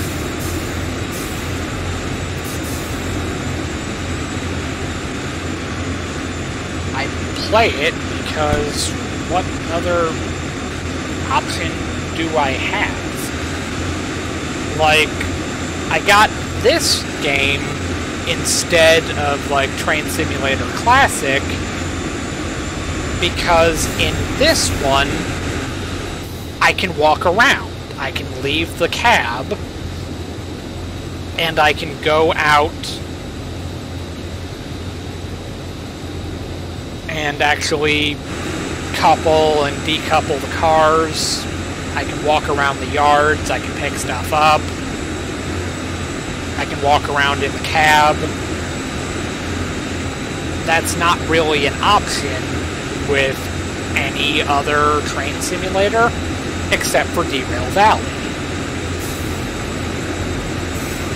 But Derail Valley doesn't have the real equipment. They have the stuff that's loosely based on something real, but in and of itself is completely fictional. So the only way I can see something that's directly based on real equipment is Train Sim World.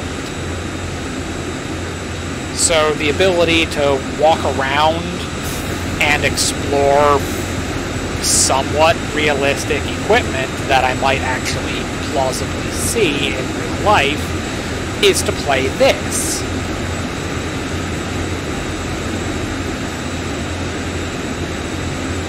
While I can play Derail Valley in VR, so it's more immersive in that regard, it's still not the type of thing I will actually see in real life. It's loosely inspired by real equipment, but not necessarily real. Whereas this is more directly inspired by real equipment. But once you actually read the owner's manual, you find out that it's missing some things. But, to be completely honest, the things that are missing wouldn't really do a whole lot gameplay-wise. So they don't really need to be there. It's just, if you know what to look for, you know what isn't there. If that makes sense.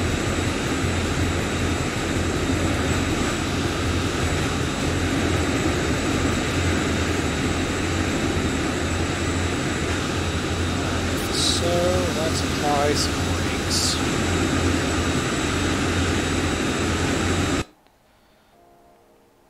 Because the speed limit is 50.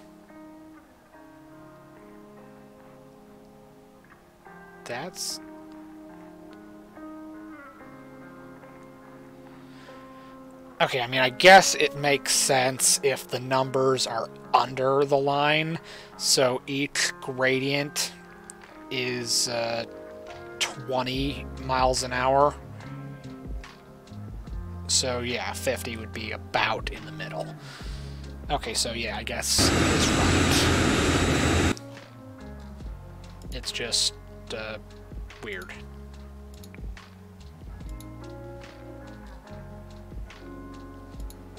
Okay.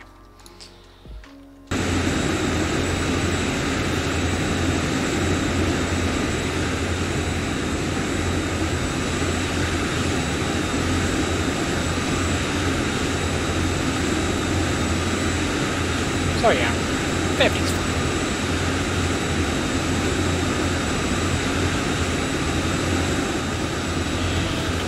Release.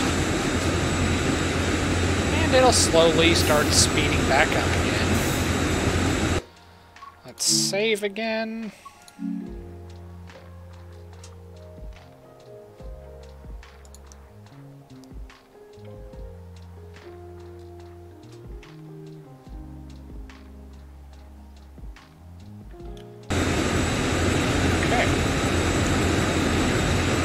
Making progress.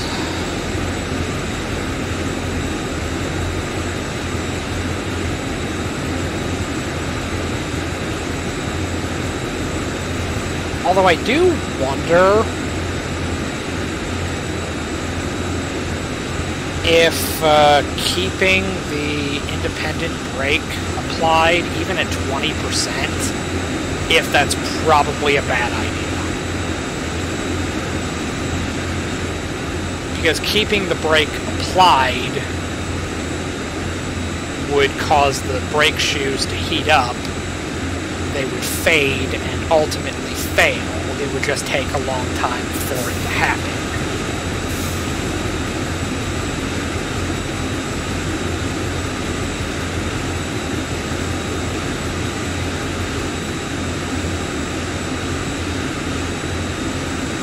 Whereas we're technically above the effective range of the dynamic brake, but still got it applied.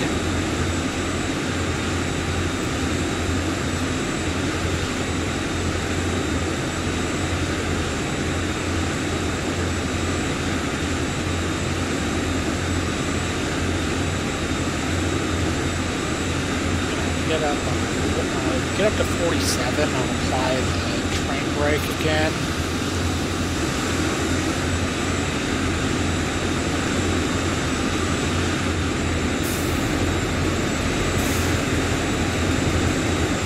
And then once I get down closer to 40, I'll release it.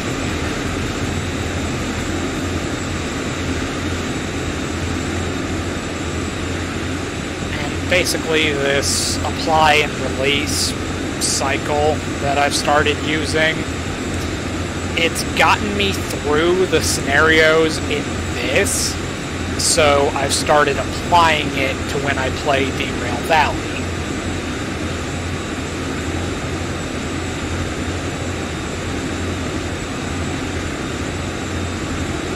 And I have considerably less incidents in Derail Valley.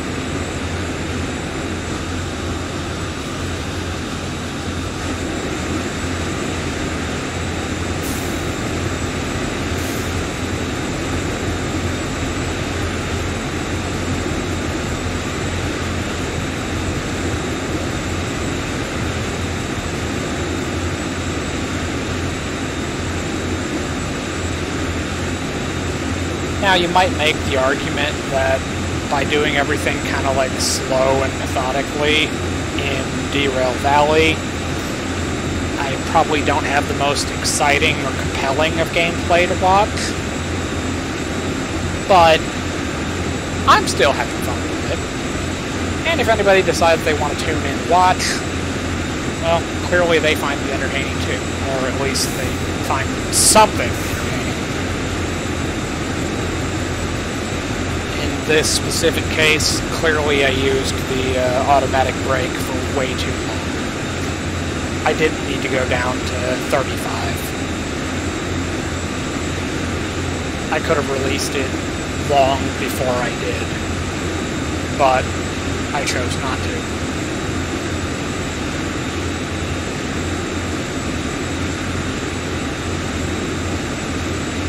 So now it's taking a lot longer for gravity to get me back up to speed.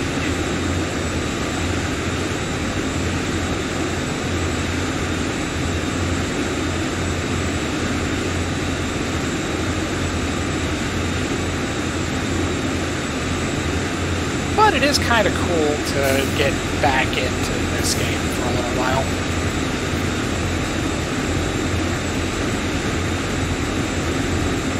It is still a train simulator, so I'm not deviating too much from my chosen schedule. It's just my schedule previously said I was going to be playing Derail Valley, but at the last minute I kind of decided I was going to wait to do that one until later. I might still do it again later tonight if I decide to do a second stream later on,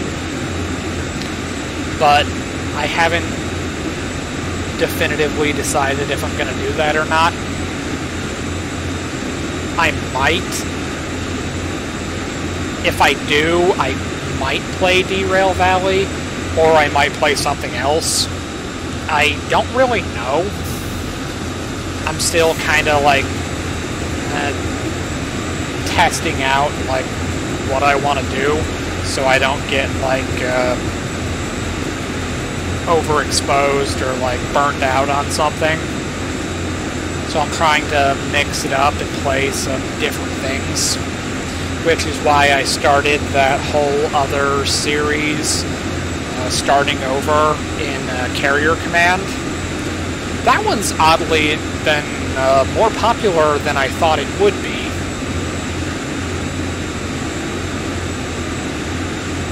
But I also want to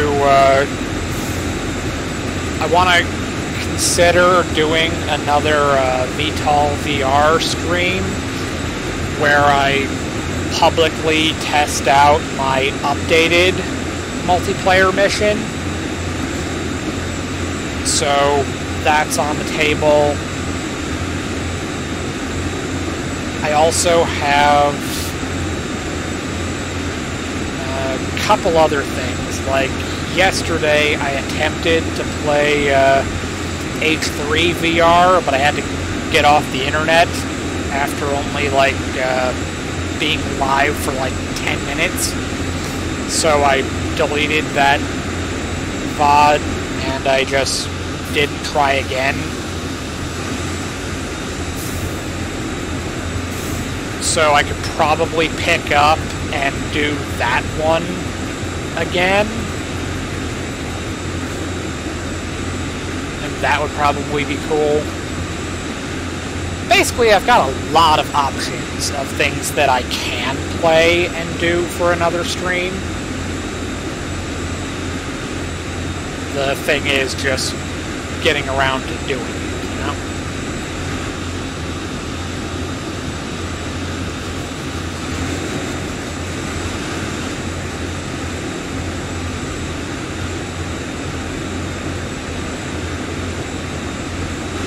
The cool thing about using the automatic brake, both in here and in Derail Valley, I'm finding out that you don't need to just like throw it open and just go like full application. You literally just need to just crack it open.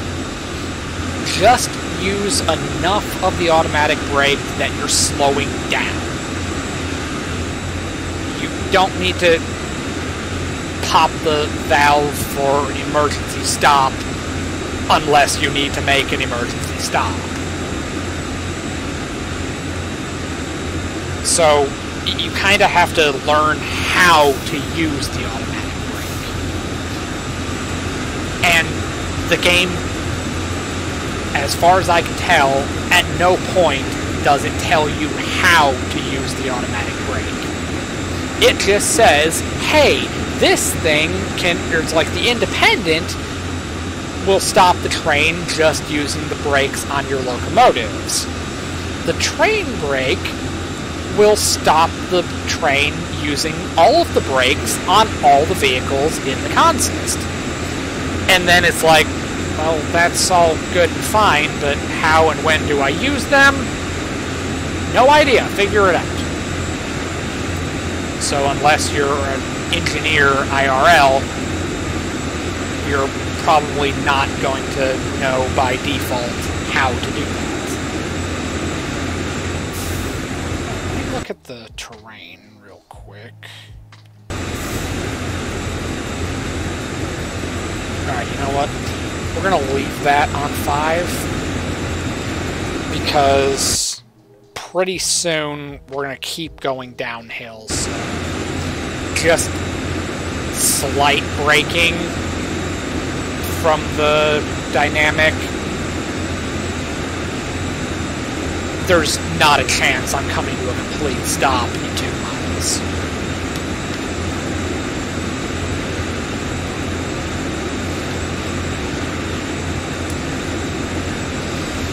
Because if I just let it ride,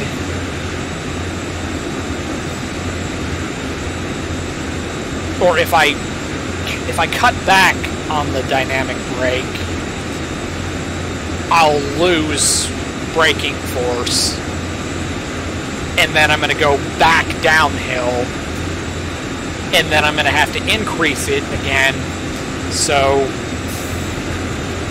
currently I think I'm just going to let it ride and just kind of like slow down a little bit, and then we'll just speed up naturally once we get the next 3/4 of a mile and we start going downhill again. I'm just going to ride it out until then.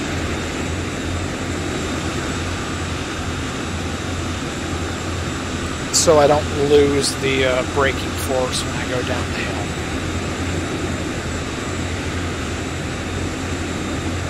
It's just the thing that sucks for me specifically is that this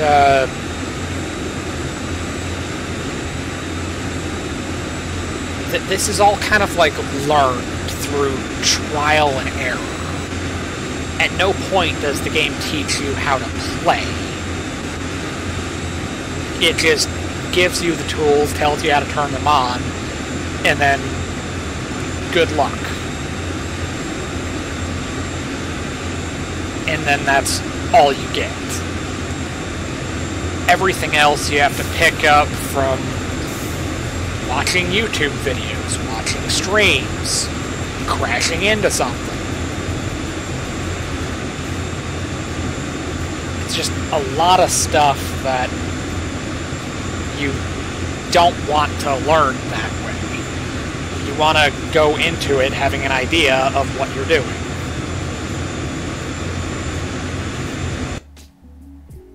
And we're about to go downhill. But we won't be accelerating until we're past, until most of the train is on the hill.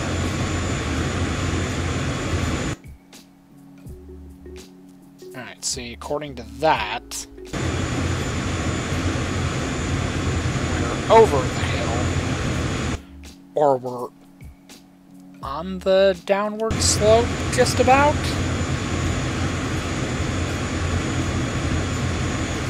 But apparently, it was the move to keep slowing down. Even though we're well under the speed limit, we've been constantly slowing down, and then it's going to get a little bit slower as we get farther along.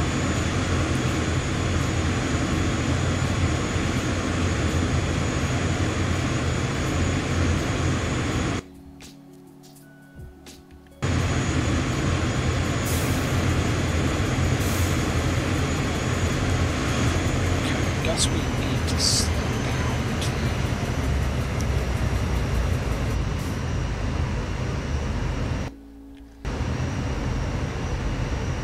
Alright, there it is.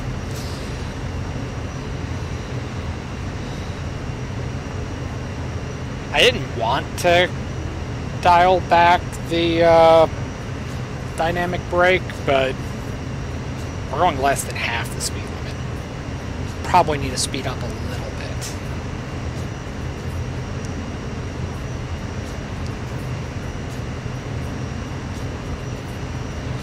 Let's see. That will be a 30-mile-an-hour zone.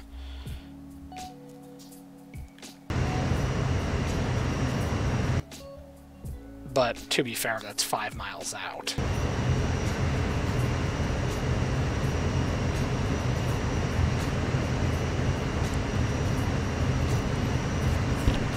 But you keep an eye on the accelerometer down there, and you'll see that I'm just slightly speeding up.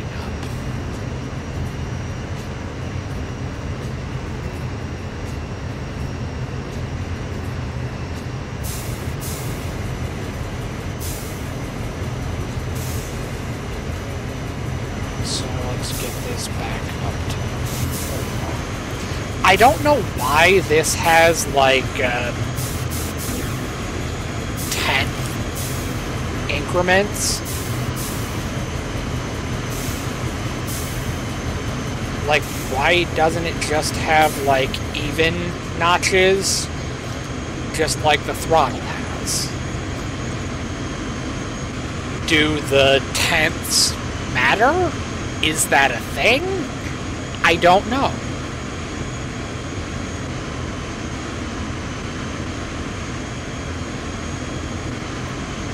I thought it was the same, like, notched lever, just like the throttle is. But I don't know. I haven't physically touched one in real life. The time may come when I might get to do that, but as of this exact moment, I haven't. So I don't know how the system really works, but I know enough to know that how it's shown in the game is not necessarily how it works in real life. It's kind of like a weird thing.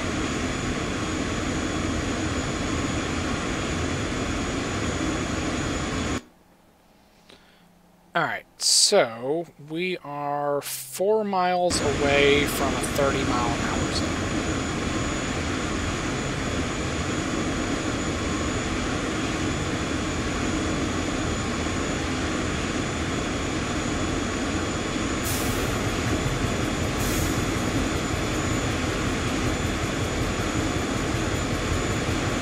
But we're a little over half a mile away from a 40-mile-an-hour zone. So let's kick this back up to notch 5 on the dynamic.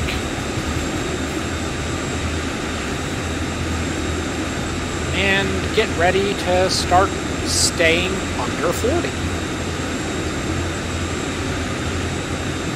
And then it'll go to 35 in about 2 miles. And then it'll go down to 30 in about 3.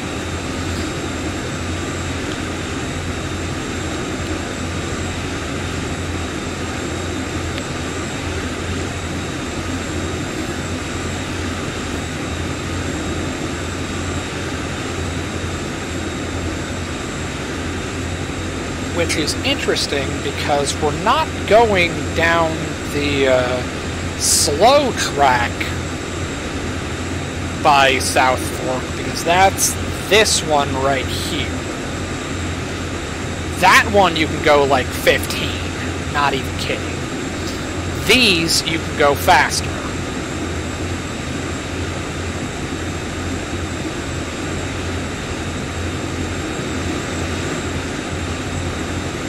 I know that in real life, engineers and conductors have to be qualified for the route that they work on. So you basically have to know every speed zone. You have to know what the terrain looks like. You have to know the location of every siding, rip track, all of those fun things. And you have to be certified for that route. So just being a trained conductor is not enough. Yeah, you went to school and became a conductor, but you have to become a conductor here.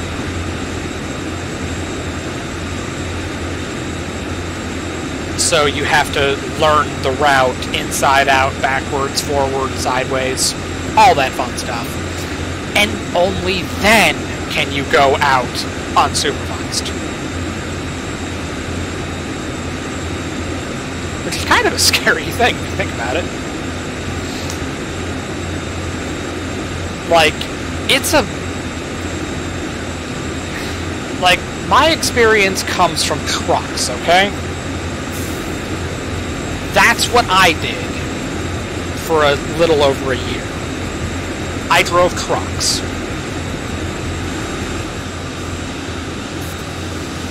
And it is like a weird thing. It is a lot of responsibility when you go from training where you're driving around with an empty trailer and just trying to make sure you don't hit anything. And then you get your first load when you get to the when you get into your actual company, and you get your you pick up your first loaded trailer, probably with like a mentor or driver trainer. But you get your first loaded trailer, and you're actually carrying cargo down the road, doing the job for the first time. That is, like, insane. That is a lot of responsibility. Like, a lot more than you would ever think it is.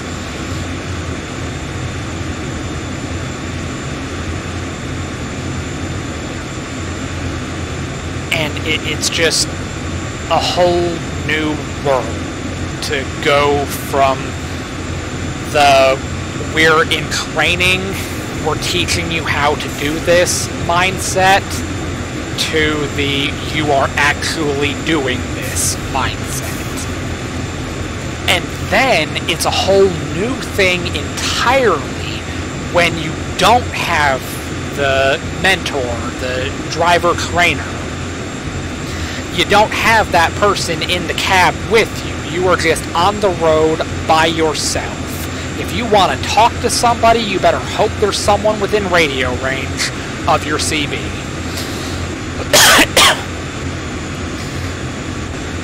And it's just crazy when you get out there by yourself and you're actually doing this without having anybody there to help you, walk you through it. You are on your own. Even if you call, like, your dispatcher, there is nothing they can do to help you. Chances are they've never driven a truck, so they don't have the slightest idea what you're going through, and they're not going to be able to help you back up into that ridiculously small warehouse to drop off the water. They just need you to drop off the water. That's actually that's not just something I made up on the spot. That actually did happen. My first week by myself, I had to back up into a warehouse that was so ridiculously small that I legitimately complained to a random driver that was next in line, and I was like, I swear to God, I will quit this job if they send me back to this place ever again. It turns out that place actually isn't all that bad.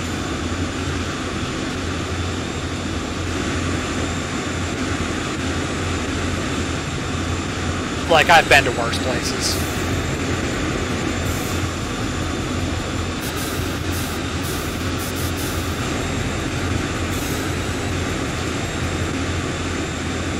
But it's just crazy when you get out of training and you start actually doing it. Now, the cool thing is, in real life, I will be that guy, not the one sitting here. I'll be starting out as that guy.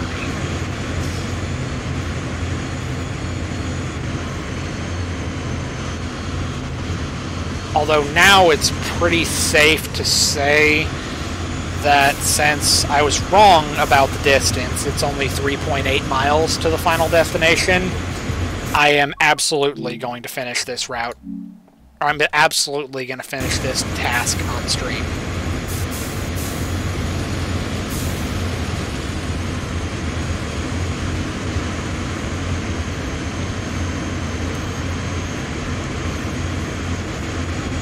But I'll probably stop shortly after that,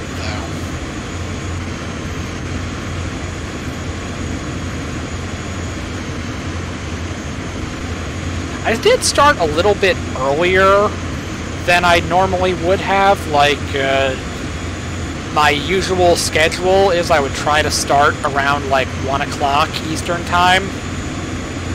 But this time I started, like, 12:30-ish. So I got a little bit of a head start. I know most of the people that watch me are probably over here in the US. And this is when most people are either in school or at work. So it's probably the wrong time to stream this specific game. But then you can make the same argument of, well, when is the right time to do it?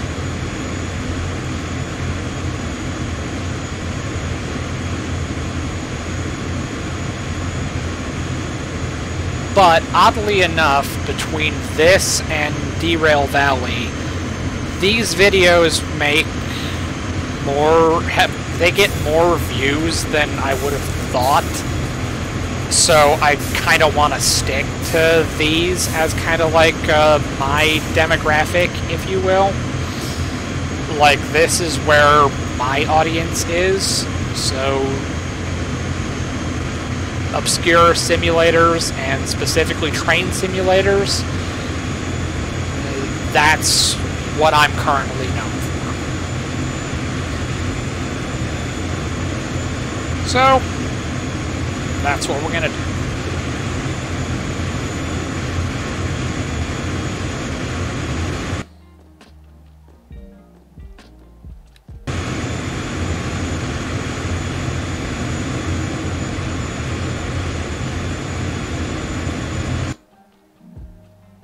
And once again, it gets extended out, even though no distance is changing. The graph is changing for reasons that are unknown, but it's wrong.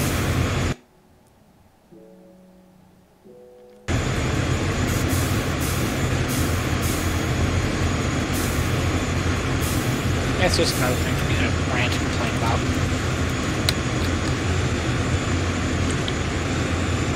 3.5 miles to Johnstown.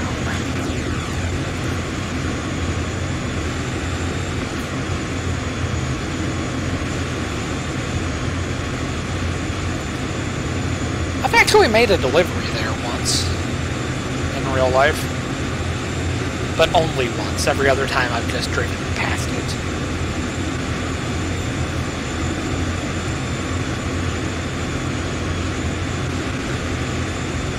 This is usually where you get off the Pennsylvania Turnpike going up towards Altoona.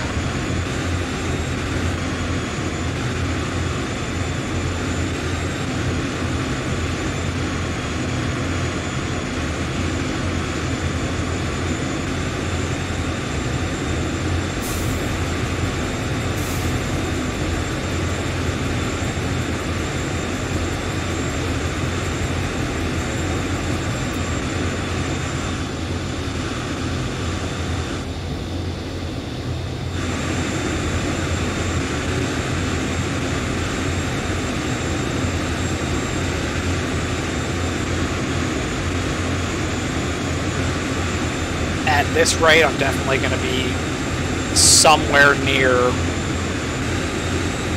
6,000 action points by the end of this stream, or by the end of this scenario. So I should definitely be getting the gold medal for this job. Because I think it was only like 5,500 for gold on this scenario. So another gold star in the bag.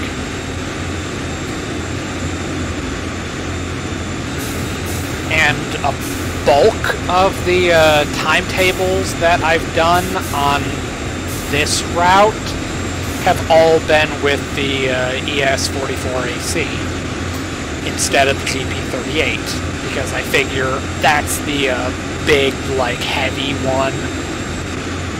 That's like your workhorse. So that's the one I'm going to use. That's going to be way too much of the service break, but we're a little over 2.5 miles out. I need to start thinking about slowing down. Otherwise, I have what happened a couple weeks back when I played the Sherman Hill route. I got down to less than a mile away from the final destination, and I got distracted telling a story, and I blew past a red signal by about 100 yards, and I failed the scenario. And I did not save intermittently along the route, so I had to go all the way back to the beginning 2 hours prior. And I was like, nope, I am stopping here. I'm calling it for the day. I will pick up on this when I stop hating myself. So I don't want to do that here.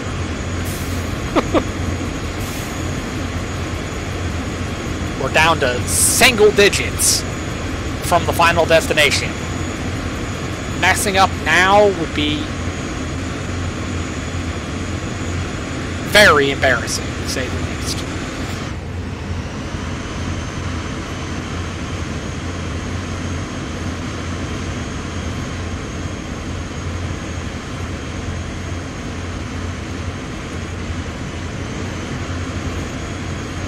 Alright. Oh, and I guess we stay going downhill. There's not like a point where it flips and starts going uphill.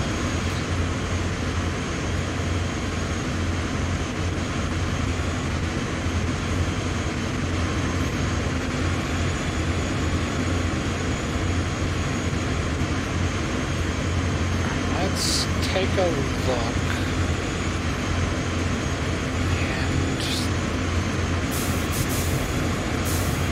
And okay, we're stopping outside of the yard, so we don't have to worry about making sure any of the switches are aligned, because we're not to the point where we can control any of the switches.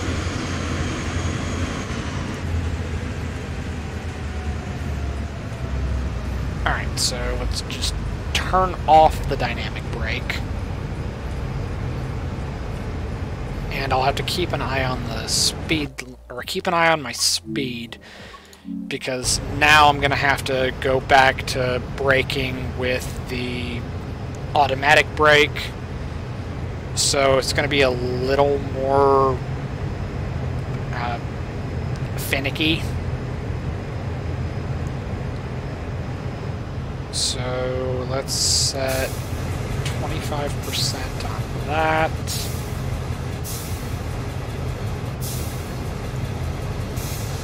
And let's set initial reduction.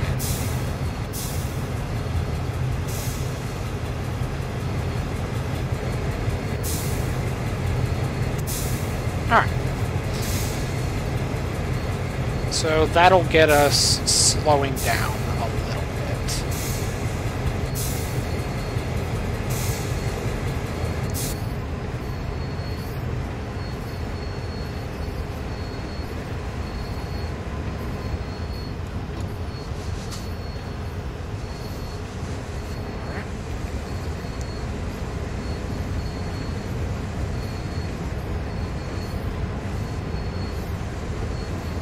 Brake pipe is almost up to full pressure.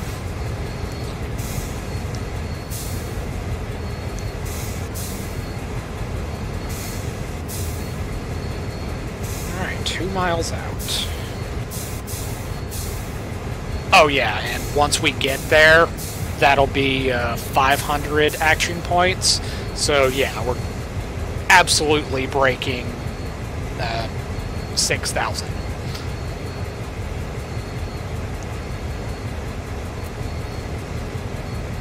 And even if I, like, gun it and completely, like, blow the speed limit for the next 2 miles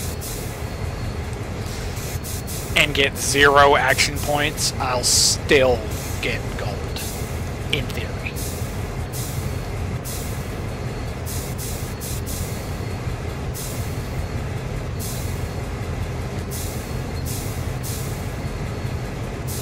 So yeah, I gotta pay attention in this part because I have a history of messing up.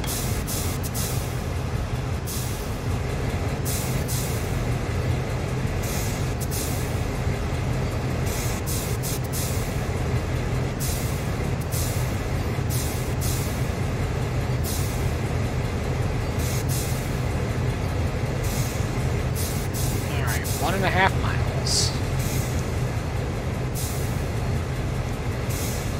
Is that train still, like, hugging us? No, it's not. It's gonna catch up, but it's not right on our tail anymore.